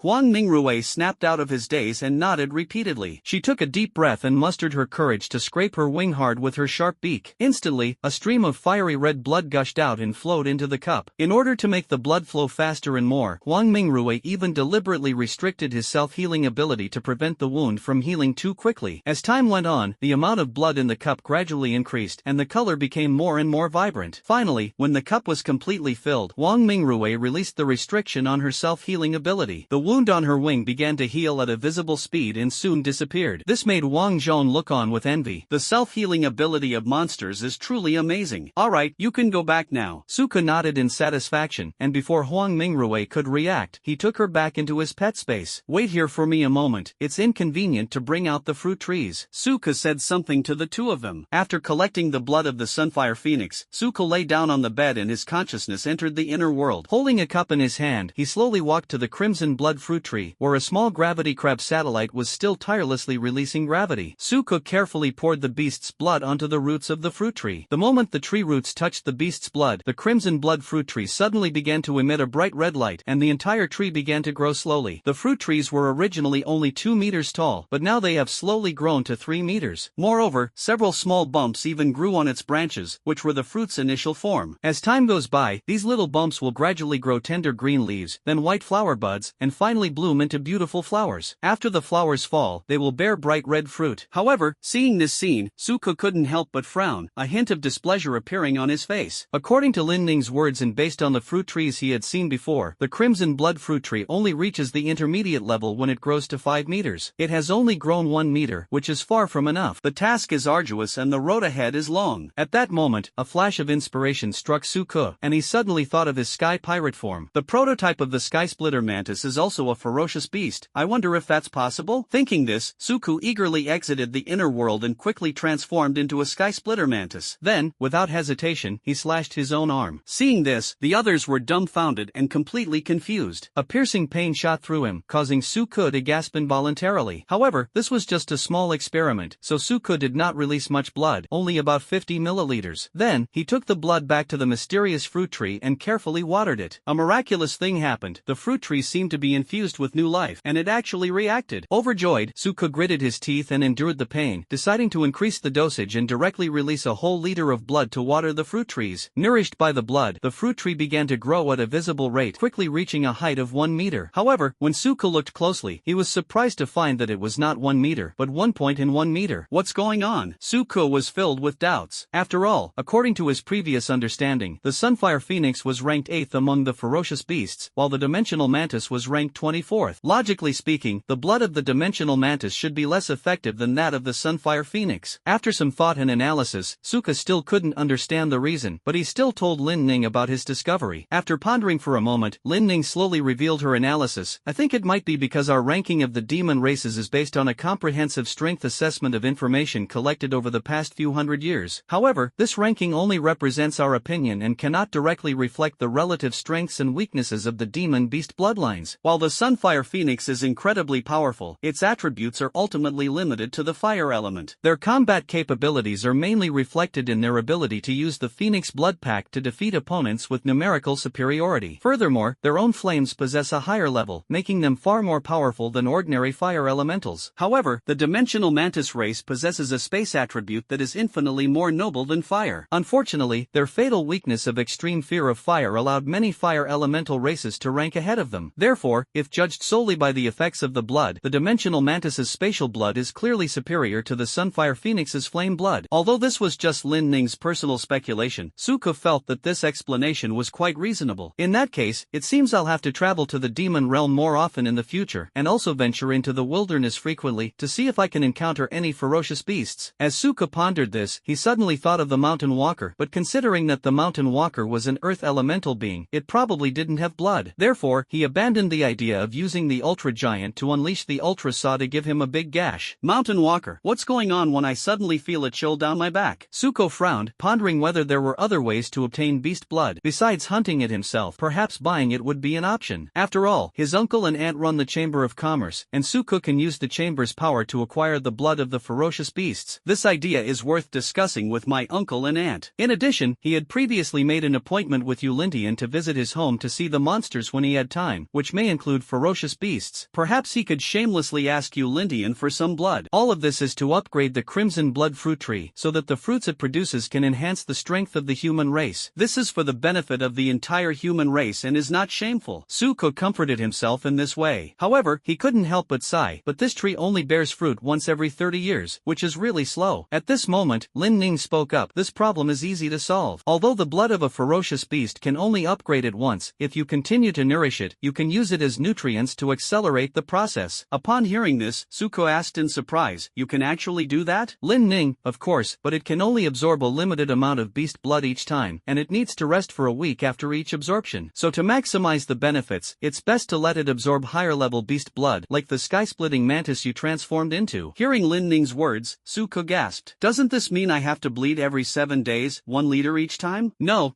absolutely not. That would be too much suffering. The blood effect of Sunfire Phoenix is a bit weaker, but it's about the same. I'll let her bleed from now on. From then on, Huang Mingrui had a new identity, a blood pack. After the matter was settled, Suku asked the 3 of them to absorb the crystal cores, while he called Su Feng. Hey, uncle, can I talk to you about something? Su Feng, why are you being so polite with me? Just tell me what's on your mind. Suko, then I won't stand on ceremony. I hope you can develop a business of buying the blood of ferocious beasts, specializing in purchasing different types of beast blood, 1 portion of each type, 1 liter per portion. The higher the original ranking of the ferocious beast, the higher the price. Su Feng asked with some doubt, why are you also going to acquire beast blood? Also? Suku was slightly taken aback, then said, are there other people also making acquisitions? Yes, just now, the official notice was issued to purchase beast blood. It listed hundreds of ferocious beasts. As long as you can bring just one of them, you can get a lot of rewards. Is that so? But it doesn't matter. They have an army over there, so it's impossible for them to lack the blood of ferocious beasts. I suppose those hundreds of types are just things they haven't encountered or collected for various reasons, so it doesn't conflict with us. Su Feng, okay, I'll take a look and issue a notification later. Okay, when the fruit is ripe, I'll give you one. What fruit? Hee, it'll be a secret for now. I'll give you a surprise later. You little brat. I'll figure out how to raise the money needed for the acquisition. What are you talking about money for? You've already given the rainbow horse to Subei. Do you think I'd let you pay for this? When Yuluju arrived, Suka had already collected its DNA. He thought it was a pity to give it to an outsider, given how well it matched Subei and how powerful it was. Since he hadn't given her a gift yet, he thought he'd give her one as a belated gift. This made Subei extremely happy. I kept thanking him. If Suko hadn't dodged quickly, she might have kissed him. It almost broke the rule of no female lead. After hanging up the phone, Su Feng put down his phone and shook his head helplessly. Muon pressed a button on the table, and a moment later, she came over. Mr. Feng, you wanted to see me? Well, Xiaoka needs the blood of ferocious beasts. You can work out the plan. It's roughly that you'll only collect 1 portion of each type of ferocious beast, 1 portion being 1 liter. Then, we will purchase any of the top 200 ferocious beasts without limit. If the ranking is particularly high, we can negotiate the price. After replying yes, she went to write the proposal. On the way, I ran into Su Qing, who had just finished her business and was returning home. Su Qing, what's wrong? Why are you in such a hurry? Muon told her what Su Feng was going to do. Okay, I understand. You can go ahead and get busy. Okay, Mr. Qing. After arriving at the office, Su Qing pushed open the door and went in, asking in confusion, why does Xiaoka suddenly want the blood of ferocious beasts? He's not a blood-based psychic, is he? Su Feng, sis, I've told you before, don't always immerse yourself in work. You need to get more information from the outside world. Su Qing smiled and said, you're lecturing me now? What's going on? Su Feng, you know where Xiaoka went a couple of days ago, right? Su Qing, I know. They went to the super heavy secret realm to steal the crimson blood fruit. This matter is actually confidential, but as family members, they have the right to know. However, the secrecy wasn't very strong, since this secret realm had existed for hundreds of years and couldn't be kept hidden for long. Anyone with a bit of ability can know that. Su Feng, as far as I know, in addition to relying on gravity to grow, the crimson blood fruit tree also has another condition for upgrading and ripening, powerful blood. The blood of ferocious beasts is the only suitable one, and just now, the official also just released a notice to purchase the blood of ferocious beasts. Upon hearing Su Feng's words, Su Qing immediately understood. You mean to say that Xiaoka has a fruit tree? Su Feng, that's right. The crimson blood fruit tree is too precious and powerful. It's a matter of great importance. Our youth chamber of commerce can't keep it under wraps right now. We absolutely cannot let it leak out. When the time comes, I will announce to the outside world that my superpower has made a new breakthrough and that I can rely on my blood to condense even stronger spring water. Su Qing, this information can only be kept secret from ordinary people. If those people want to investigate, they can find out very quickly. Su Feng, I know, we'll keep it a secret for as long as we can. They won't dare to act recklessly. With Xiaoka's growth rate, he won't be afraid of them for long. After waiting for a while, the 3 of them absorbed the skill cores one by one. This signifies a leap forward in their strength. Wang Zhong exclaimed excitedly, this skill is incredibly powerful. Given enough time, I can increase my strength 5-fold. I could kill 5 of myself with 1 punch. Suko was speechless after hearing this. What an accurate assessment. Lin Ning said happily, with this earth barrier technique, my defense has been greatly enhanced. If I were to encounter the clawed monkey again, I would definitely not be able to hurt old Wang. Zhang Zhanping excitedly shouted, explosive speed boost. A full 4 times the speed. I feel like I'm not far from teleporting. Suka scoffed, come on, have you ever seen teleportation? hesitation? With your speed, you think you can compete with others? Zhang Zhanping was immediately a little frustrated but still retorted, can't you let me be happy for a while? Suko raised an eyebrow and said provocatively, how about we have a race? Just a speed contest. Okay. Zhang Zhanping agreed without hesitation. He felt that he was no longer the same as before and did not take Suka seriously at all. Having acquired the skill, he is now incredibly arrogant. However, Lin Ning stopped them. Hey, calm down. There's not enough space here for you to race. The wilderness of the capital is different from Yen City. It's full of dangers outside. E and F rank mutant beasts have no chance of survival. The worst, they're even D rank. Going there would be tantamount to suicide. Hearing Lin Ning's warning, the two then gave up the idea of competing. Su-ku, it's alright. How about this? There's a large courtyard behind the Chamber of Commerce, specifically for battles. Let's go over there and have a match. I'm at a higher level, so I can take on 3 of them. Wang Zhong, what arrogance. Do you think you're invincible just because you're at a higher level? Let me make this clear first, don't use the super giant. Su-ku, don't worry, I guarantee I won't need to. There are ghostly figures too. No problem. The 3 of them went into the courtyard and saw Suka standing alone, while 3 menacing-looking people stood opposite him. Without hesitation, Zhang Zhanping was the first to transform into his beast form. Due to the limited space, he did not fully transform back to his original enormous size, but instead kept his wingspan to around 5 meters. Not to be outdone, Wang Zhong activated his muscle enhancement skill. Now that he has broken through to the 3rd level, his muscles are even more bulging, as if they contain endless power. Lin Ning also demonstrated her strength, applying a layer of silver armor to Wang Zhong and herself, making them look as indestructible as steel warriors. The battle was about to break out, and Zhang Zhanping took the initiative, immediately activating his burst speed skill. In an instant, his speed increased dramatically, like a bolt of lightning streaking across the sky, rushing straight towards Suku. However, Suku was prepared and quickly activated Flash Star, easily dodging Zhang Zhanping's attack with a flash. However, the golden-winged rock, known for its speed, already possesses astonishing speed, and with this significant speed boost, its speed is in no way inferior to that of the Flash Star. The two engaged in a fierce chase in the air and on the ground. Stingrays are also speed-type alien heroes. Although they are not suitable for ground combat, their speed in the sky is unmatched. Although you are not as big as your opponent, strength cannot be judged solely by size. Seeing Zhang Zhanping relentlessly chasing after him, Suko didn't tolerate him and directly released nerve rays from his tail. Seeing the green beam of light hurtling towards him, Zhang Zhanping activated his golden feather defense, but the nerve rays were more powerful than he had imagined. In an instant, his defenses were breached. After being hit by the ray, Zhang Zhanping felt numb all over his body and immediately realized that the ray had a paralyzing effect. Left with no other choice, he used his 3rd-tier spiritual skill, Burning Flames. With a roar, a burst of intense heat erupted from his body, instantly covering his skin with a layer of blazing flames. These flames not only provide powerful protection, but also in close combat. Once an enemy gets close, they will be mercilessly burned by the flames. The defensive power provided by this layer of flames is obviously much higher than that of a 1st-tier golden feather. At least Suko's nerve rays can no longer easily penetrate it. However, Suko did not back down because of this. Seeing that Zhang Zhanping had added another layer of protection, he realized that he also needed to further enhance his offensive power. So he quickly turned around and continued flying at high speed, but by this time he could clearly see Zhang Zhanping. Immediately afterwards, the same nerve rays as before were emitted from his eyes. The 3 rays, like 3 deadly swords, struck Zhang Zhanping hard at the same time, and even seemed to have the potential to break through his defenses. It turns out that nerve rays not only have a strong numbing effect, but are also a powerful laser beam. At this moment, Zhang Zhanping's speed noticeably slowed down. Just then, a loud crash was heard. Suko, who was focused on attacking Zhang Zhanping, had no time to pay attention to the road ahead and ended up crashing headfirst into a wall. Seeing that Suko had abandoned his vision ahead, Lin Ning waved her hands and instantly summoned an incredibly hard rock wall in Suka's path. Suka had no idea that things would turn out this way, and he just crashed straight into it. Damn, how could I forget I'm facing 3 opponents right now? Suka cursed inwardly, but there was no time to think about it, because in that brief moment of delay, Zhang Zhanping had already rushed in front of him like lightning. Suko hurriedly switched forms, transforming into a 4-armed overlord, and then used all his strength to tightly grasp Zhang Zhanping's sharp beak that was about to peck down. Suka gritted his teeth and held Zhang Zhanping firmly in his arms, when suddenly a deafening sound of footsteps came from the side. It was Wang Zhong. He strode over with heavy steps, his eyes flashing with a fierce light. Watch out. Today I'll let you taste my newly learned spiritual technique, Earth-Splitting Kick. Wang Zhong shouted loudly, concentrating all his strength into his right leg, preparing to unleash a 3rd-tier spiritual skill. His right leg, like a giant axe, slammed into Suko's abdomen with unparalleled force. His right leg, like a giant axe, slammed into Suko's abdomen with unparalleled force. This kick was incredibly powerful, even producing a muffled whistling sound as it cut through the air. There was a muffled bang, Suko was kicked several meters away and finally crashed heavily to the ground. However, after this period of training in combat, Suko's physical fitness has been greatly improved, representing a qualitative leap compared to before. Although Wang Zhong's attack looked incredibly powerful, it didn't actually cause much real damage to Suko. He just rubbed his stomach a little and recovered. Suddenly, he felt the ground shake. Without the slightest hesitation, Suko acted entirely out of instinct. He immediately leaped up 10 meters high. Sure enough, a rock pillar suddenly rose from the ground. Moreover, that rock pillar was very thin. If Suko didn't dodge in time, it would hit him. Even if his physical condition were 10 times stronger, he couldn't withstand it. It seems like Lin Ning has become increasingly dirty lately since she fought the fierce tiger. Suko wiped the cold sweat from his forehead, feeling extremely fortunate that he had reacted quickly enough to dodge in time. Lin Ning, on the other hand, looked full of regret. What's with that expression on your face? After thinking it over, Suko decided that it was better to finish this quickly, otherwise his underlings would be in danger. Sky Splitter Mantis. What followed was a one-sided massacre. No matter how fast Zhang Jianping is, he can't outrun Suko, who can teleport. The spatial serrations easily broke through his defenses, bringing him back to his original form. Poor Wang Zhong, before he even had a chance to use his new skill, was eliminated by Suko with a knife to his neck. Although Lin Ning used the earth barrier, she could only block a few attacks. Suko broke through with his fourth strike. The three men were defeated by Suko with overwhelming force. This caused a sense of frustration to rise in the hearts of the three. Has the gap between me and him really gotten this big? However, this did not break their confidence. It's a good thing that my friend has become stronger. I should work harder to catch up with him instead of giving up. We should be happy for him. Thinking of this, they regained their confidence. After standing up, all three of them suddenly had a sudden realization. It was as if the fog of progress had suddenly been lifted and the obstacles had vanished in an instant. They immediately sat down cross-legged to cultivate. Suko found their appearance somewhat strange. I had a feeling that, for a moment, they seemed a little different. However, his intuition told him that this was not a bad thing, so Suko stood quietly to the side, protecting them. After a long while, the three of them finally opened their eyes. This time, all three of them improved by at least one level. Now, the three of them have reached the following level. Zhang Jianping, 3rd level, 4th stage. Wang Zhong, 3-stage 3-level system. Lin Ning, 3rd stage, 3rd segment. On the surface, Wang Zhong and Lin Ning advanced 2 ranks, while Zhang Jianping only advanced 1 rank. But in reality, he gained the most because he broke through the watershed, which is the first barrier in the realm. Suko was stunned. He couldn't help but ask, "Wait, what's going on? It's only been half an hour, and you guys have already leveled up? 2 levels, or even broken through. This is unreasonable. They're just cultivating, they're not using any resources." Wang Zhong, I know that. The teacher talked about it in class. This state is called sudden enlightenment. This is a state that frequently appears in novels, and Suko has seen it countless times in tomato novels, so he understands it. This is an opportunity that countless cultivators have been dreaming of. Lin Ning, a sudden enlightenment is better than 10 years of hard work. This saying is indeed true. To advance 2 levels at once, and to the 3rd level, and to the earth level talent, is something I never dared to dream of before. Zhang Jianping, I originally thought this watershed would hold me for a month, but I didn't expect to break through it so quickly. It's only been a week since I last broke through to the 3rd level. Listening to their remarks, Suko was filled with jealousy. In novels, isn't sudden enlightenment a perk usually reserved for the protagonist? Why is it that he hasn't enjoyed it yet, but his 3 friends have already enjoyed it? Is it because I beat them up? How about I hit myself and see? After thinking it over, Suko gave up the idea of punching himself. After all, no matter how much he cheated, he couldn't possibly achieve enlightenment by punching himself. He could only watch the 3 of them excitedly and offer his blessings. Congratulations, you have taken a big step forward in your cultivation level, which is close to catching up with mine. Zhang Jianping, Wang Zhong, Lin Ning. Why does this kid talk so infuriatingly? His words immediately deflated the spirits of the 3 men. The excitement that had just arisen from the epiphany vanished in an instant. Now that they'd fought and broken through to higher realms, the 4 of them went outside and had a good time for half a day. The 3 of them went back to school because they had classes the next day. Suko naturally returned to the Chamber of Commerce. He was eager to optimize his DNA. After returning to his room, he took out the 1,000-year-old ginseng. This should be a spiritual ginseng that has just reached the threshold of 1,000 years, but even so, the life force contained in this level is far greater than the healing fruit he bought before. Suko ate it with gusto. The little broken watch absorbed all that energy directly, leaving Suko with absolutely nothing. But he got used to it. Standard energy detected. Please select the optimized DNA set. Currently, he has 4 DNA sets that can be optimized. Scyther is a space-type creature with extremely strong combat abilities. 2 of the other 3 are currently inside its shell, so there's no rush. Blue Water Horse is also available, so I'll choose it first. After Suko made the selection, the life energy within it surged into the DNA sequence, perfecting and completing completing it. About 10 minutes later, DNA optimization is complete. Suko couldn't wait to transform. Sky Splitter Mantis. This time, Suko could clearly feel that the transformation was different from before. During his last transformation, although he could sense the flow of space around him, he felt like an outsider, only able to release his power by borrowing space in some way. But now, he felt as if he had begun to integrate into this space, as if he could become one with it. However, this feeling is very mysterious and faint. This is probably the upper limit of the dimensional mantis race's understanding of space. If you want to perceive further, you either need to raise your realm or possess a stronger spatial race DNA. There are also spatial races stronger than the dimensional mantis, but ordinary people cannot see them. Let's leave aside things far in the future and talk about the present. Now, after DNA optimization, Suko no longer needs to flap its wings to mobilize spatial power. Instead, it has initially integrated into the space and can be easily used with just a thought. This means that he has successfully overcome the weakness of this race, which loses most of its fighting power when it loses its wings. Moreover, in this form, Suko also mastered the powerful skill of spatial cutting. You should know that he had personally witnessed the power of Yu Lintian's move, and it was extremely shocking. After briefly attempting a short-range teleportation, Suko nodded in satisfaction and deactivated his transformation. At this moment, he noticed that most of his life energy had been used up, leaving only a mere 20%. Clearly, this amount of energy was insufficient to further optimize other DNA sequences. Just then, Suko suddenly remembered the swarm of golden bees. Since returning, I've been so busy with other things that I almost forgot about them. Golden bees are precious because they can produce golden honey, but their own abilities are not actually very strong, so the energy required to optimize them should not be too much. Suko entered the inner world of the table and then came to the front of the hive. Now, Suko has signed a mental contract with the queen bee, which allows him to issue commands remotely through mental power. For low-level creatures like golden bees, controlling them would be a piece of cake for Suko. When the golden bees saw someone approaching, they immediately dispersed to make way for Suko. Under Suko's instructions, the queen bee slowly walked to the exit of the hive. Because golden bees are considered ferocious beasts, their lifespan is naturally much longer than that of ordinary bees. Under normal circumstances, the queen bee of an ordinary bee can only live for 3 to 5 years at most, while the queen bee of a golden bee can live for up to 20 years. Furthermore, if the queen bee is of a higher rank, her lifespan will be longer. However, this queen bee's grade is only F, so the highest grade of offspring she can produce is F. This beehive is relatively small, containing about 1,500 bees. Apart from the queen bee and drones, there are only about 1,200 worker bees capable of collecting nectar. However, these golden bees can only collect 1 gram of honey per day. After deducting its own consumption, the remaining amount is approximately 0.8 grams. Therefore, 1,200 bees can produce a total of 960 grams of honey per day, which is close to 2 kilograms. Nevertheless, the demand for flowers remains enormous. The mountain walker possesses a sea of flowers, containing approximately tens of thousands of blooms. While this number seems astonishing, it is actually negligible compared to the vast amount of honey that bees need to collect. Similarly, because of the limited number of flowers, they cannot collect too much honey. At most, less than 1 pound of honey can be collected each day. After being processed into golden honey, its production will be further reduced. Ultimately, they could only obtain half a pound of golden honey each day. When Suko first discovered them, they had already stored about 5 pounds of golden honey, so he kept 3 gene for himself and left 2 gene for them. Through this experience, Suko realized that Mountain Walker is still too small and needs more room for development. Despite its 200-meter length, this is not a huge challenge for Suko. Even in the past, ordinary humans could probably cross this distance in just 24 seconds with a little practice and running skills. The width of the Mountain Walker is about 150 meters, and the actual area of its back is only about 30,000 square meters. Moreover, because there are many trees and other vegetation growing on its back, the space available for these flowers to grow is very limited. After careful consideration, Suko decided to have the Mountain Walker absorb all the trees on his back except for the crimson blood fruit tree, causing them to wither. This frees up a large area of land for planting flowers. This arrangement should be sufficient to ensure the daily production of the golden bees. In addition, Suko also needs to think about how to solve the problem of promotion for mountain walkers. Only through upgrades can the mountain walker's size be further increased. However, as earth elemental beings, mountain walkers grow very slowly by relying solely on spiritual energy. Therefore, they must be provided with sufficient elemental energy as a food source, with earth element being the most effective, while wood and water elements are slightly less so. Fire and rock elements cannot be used, as they will cause the nutrient-rich soil inside the mountain walker to solidify and eventually turn into hard rock. This would make the mountain walker an impregnable defensive fortress, but that's not the result Suko wanted. He hopes to transform this mountain into a tranquil and beautiful paradise, with pristine landscapes and a pleasant climate. In this ideal world, Suko plans to cultivate various precious delicious and high-grade spiritual herbs and raise some powerful ferocious beasts or mutated beasts. In this way, this place will become an endless treasure trove of resources, providing him with a continuous stream of valuable wealth. However, now is not the time to think about these issues. Suko first aimed the small broken watch at the queen bee, and then started the DNA optimization program. A bright beam of light emitted from the small broken watch completely enveloped the queen bee. About 2 minutes later, the queen bee's DNA was successfully optimized. At this moment, the small broken watch showed that only 3% of life energy remained. Suko casually gave the remaining energy to a drone next to him. The queen bee, having just undergone DNA optimization, appeared somewhat confused and bewildered. But Suko was not in a hurry to achieve results, but gave it enough time to feel and adapt to the changes. Only by experiencing the benefits of optimization firsthand can it better understand and accept this change. After a while, the queen bee sent a message. Through observation and research on the optimized DNA of golden bees, Suko gained a deeper understanding of the impact of this change. First, after optimization, the offspring of the golden bees have seen a significant improvement in physical attributes. They were originally only comparable to lower-ranked ferocious beasts, but now they are able to contend with more powerful ones. Secondly, these offspring will possess the ability to contain elements. They can acquire elemental abilities by collecting flowers of different elements. For example, if a worker bee collects a flower of the fire element, it will transform into a fire spirit bee. The same applies to the lightning and wind elements. When golden bees transform into different attributes, they not only gain resistance to the corresponding attribute, but also mobilize the power of that attribute. For example, fireballs from the fire element, lightning spikes from the lightning element, and wind blades from the wind element. However, it should be noted that while these elemental skills have considerable power, one should not expect a single bee to unleash overwhelming power. In fact, the elemental skills released by a golden bee of the same level are roughly equivalent to the power of a mortal talent of the same level. Therefore, although golden bees have shown new capabilities after genetic optimization, their actual application scenarios and limitations still need to be comprehensively considered. To put it bluntly, it's like a bee that can only defeat a Su Yuan of the same level. It's that lighter. You should know that even a common fly-like ferocious beast requires a person with Earth-level talent to defeat. However, the golden bee, as a ferocious beast, is so weak that it's practically one of a kind, just like the scorpion. This situation is truly surprising and raises questions about his abilities. In terms of physical attributes alone, the golden bee may not be good at close combat, but if it really relies on its physical condition to fight at close range, it may be more effective than using elemental attacks. However, compared to ordinary mortal talents, the most distinctive feature of bees is that they usually appear in groups. While the power of a single bee's skill may not be great, when the number of bees increases to a certain extent, the combined power of their skills should not be underestimated. In addition, bees can cooperate with each other using different attributes to form a more powerful attack force. For example, combinations of lightning and fire, ice and water, and wind and fire can make their attacks more diverse and destructive. Suko couldn't help but imagine what it would be like if one day he could grow his bee colony to an astonishing size, with tens of thousands or even hundreds of thousands of golden bees. Imagine the spectacular and breathtaking sight of all the elemental attacks that would fill the sky when all these bees unleash their skills at the same time. Thinking of this, Suko trembled with excitement. This is definitely an army of psionists. Suko was very satisfied with the upgrade. A surge of joy welled up in his heart, and he was full of anticipation for the future. Suddenly, a peculiar idea flashed through Suko's mind. Since the crimson blood fruit can improve talent level, does its pollen have the same effect? This question made him fall into deep thought, and his thoughts began to drift into the distance. Then, Suko thought of the crimson blood fruit tree, which is a plant, and the wild demon vine, which is a plant life form with special abilities. He couldn't help but wonder if using the wild demon vine's abilities could help the crimson blood fruit tree digest nutrients more quickly. Thinking of this, Suko immediately took action. He came to the crimson blood fruit tree, transformed into a wild demon vine, and deeply rooted his vines into the ground, connecting closely with the roots of the crimson blood fruit tree. At this moment, the roots of the crimson blood fruit tree are working hard to absorb the beast blood that was previously watered, striving to draw out the nutrients and transform them into the energy it needs. At the same time, it also removes some unnecessary impurities from the beast blood. Eliminating things that are useless to you will also waste a lot of time. After observation and calculation, Suko discovered that the crimson blood fruit tree needed about 5 days to absorb all the beast blood and then another 2 days to digest the nutrients. Based on this calculation, the entire process will take a full 7 days. Suko connected his consciousness with the crimson blood fruit tree, using his unique abilities to help it absorb nutrients. He first absorbed some of the beast's blood into his body, and instantly felt a powerful and boundless energy surge into his heart. This beast blood is really good. Perhaps I can use it someday, Suko pondered to himself. After silently memorizing this idea, Suko began to use his abilities to transform the beast blood into pure energy tree and directly transfer it to the fruit tree. This measure indeed brought about remarkable results, greatly accelerating the rate at which fruit trees absorb nutrients. And it doesn't need to remove the impurities itself, Suk removes them for it. However, although he can assist in absorption, he is powerless to help with the digestion process, so the fixed 2-day digestion period is still unavoidable. After a period of nutrient transfer, Suka keenly realized that the fruit tree had reached its maximum absorption capacity and could no longer receive more nutrients, so he decisively stopped the transfer. At this moment, there was still some beast blood left unused, and Suka made a rough estimate. With his help, the fruit tree's efficiency in absorbing beast blood increased significantly, and they could complete an absorption cycle in just 2 days. Based on this calculation, it can be watered with animal blood once every 4 days. But how many times does it need to be watered to encourage it to flower and bear fruit? Currently, only tiny buds have sprouted on the fruit trees, and the leaves have not even unfolded yet. It seems that we will have to wait quite a long time before we see it bloom and bear fruit. It needs to absorb beast blood, and according to its description, it seems that the higher the level of the beast blood, the better the effect. But the blood of the dimensional mantis is already considered to be of a very high level. I can't get any higher level blood right now. What can I do? Suka frowned and racked his brains, but he couldn't come up with a good solution, so he had to give up the idea for the time being. After emerging from the inner world, Suka carefully organized the things he needed to do next. First, elevate your level of understanding. Only when one's cultivation level increases will the space within the inner world expand, otherwise, it won't be able to hold everything when the mountain traveler advances again. Secondly, it is important to cultivate queen bees. Only when the queen bee is of a higher grade will she lay eggs faster and the bee colony will grow larger. At that time, Suko will also be able to train a group of soldier bees specifically to assist in combat. In addition, you need to collect some flower seeds with elemental attributes, so that you can cultivate bee colonies with special abilities, thereby enhancing their combat power. Third, continue to collect beast blood to cultivate the crimson blood fruit tree. Fourth, collect a large amount of earth elemental ore. Mountain walkers love to eat this kind of thing, and the elemental energy contained in it can also help them advance. Unfortunately, the mine that the Youth Chamber of Commerce won in the mining area battle was called Hoyan Mine. It is a very common and widely used mineral. It is not expensive, but it is easy to sell. However, just by looking at the name, you can tell that it is of the fire element and is not suitable for feeding to mountain walkers. Therefore, if Suka wanted to obtain it, he would have to spend his own money and buy it from someone else. This leads to the fifth thing, to learn alchemy and weapon crafting as soon as possible. Both of these are very profitable businesses. Compared to hunting monsters in the wilderness, which is a life-threatening job, those two things are practically no different from picking up money. Furthermore, once you become one of these two professions, your future network of connections will definitely be excellent. After all, everyone needs good elixirs and good equipment to improve their strength. Moreover, the pills and equipment produced often attract more people to buy them, thus creating a virtuous cycle that allows the business to grow bigger and bigger, make more and more money. However, to become a qualified alchemist or weapon refiner, one needs not only talent but also a great deal of effort. Alchemy requires mastering techniques such as controlling the heat in formulas, while weapon crafting requires understanding the properties of various materials and the manufacturing process. These are not skills that can be learned overnight, they require long-term practice and experience accumulation. Furthermore, the higher the level of the alchemist and weapon refiner, the more precious the materials required, and the higher the cost. To master these two skills, you need a teacher's guidance. If you try to figure it out on your own, it's harder than climbing to heaven. Even with cheats, it's difficult to get to the heart of the matter. While the little cavalry and the wild magic vines could help him understand some basic principles, they couldn't allow him to delve into the deeper mysteries. This is like facing a problem you've never seen before. You might be able to understand part of it based on your existing knowledge and your own talent, but you won't know how to solve it. To put it bluntly, he has the ability to modify spirit tools, but he cannot create entirely new spirit tools. With the help of the little wonder, he can extend the spirit runes outward on the existing spirit tools, but he cannot re-engrave new spirit runes to give them more functions. With the wild demon vine, he could identify the various medicinal properties in the pills and their proportions, but he didn't know which spiritual herbs these properties came from, or the key information such as the heat required for refining. All of this requires him to continuously learn and accumulate experience. While the alien hero's abilities could certainly accelerate this process, they wouldn't allow him to skip this stage entirely. When school starts, you'll naturally learn this knowledge. You should hurry up and cultivate, because only with strength can you have everything. Speaking of cultivation, there is a sixth thing, mental cultivation. Mental strength is also a very important factor, and Suko will not neglect it. So Suko calmed down and began to focus on his cultivation. He immersed himself completely in cultivation, feeling the spiritual energy flowing through his body and constantly improving his strength. Time ticked by, and finally the auction began. The scene shifts, and Suko has arrived at a private room. This private private room is spacious and comfortable and can accommodate 4 people. He sat inside with Wang Zhong, Lin Ning, and Zhang Zhanping and could see the bustling scene outside through the transparent walls. Wow, it's really lively here, Wang Zhong said excitedly. Yes, this auction is only held once every 6 months, so there are bound to be a lot of good stuff. We're going to have a great time this time, Lin Ning chimed in.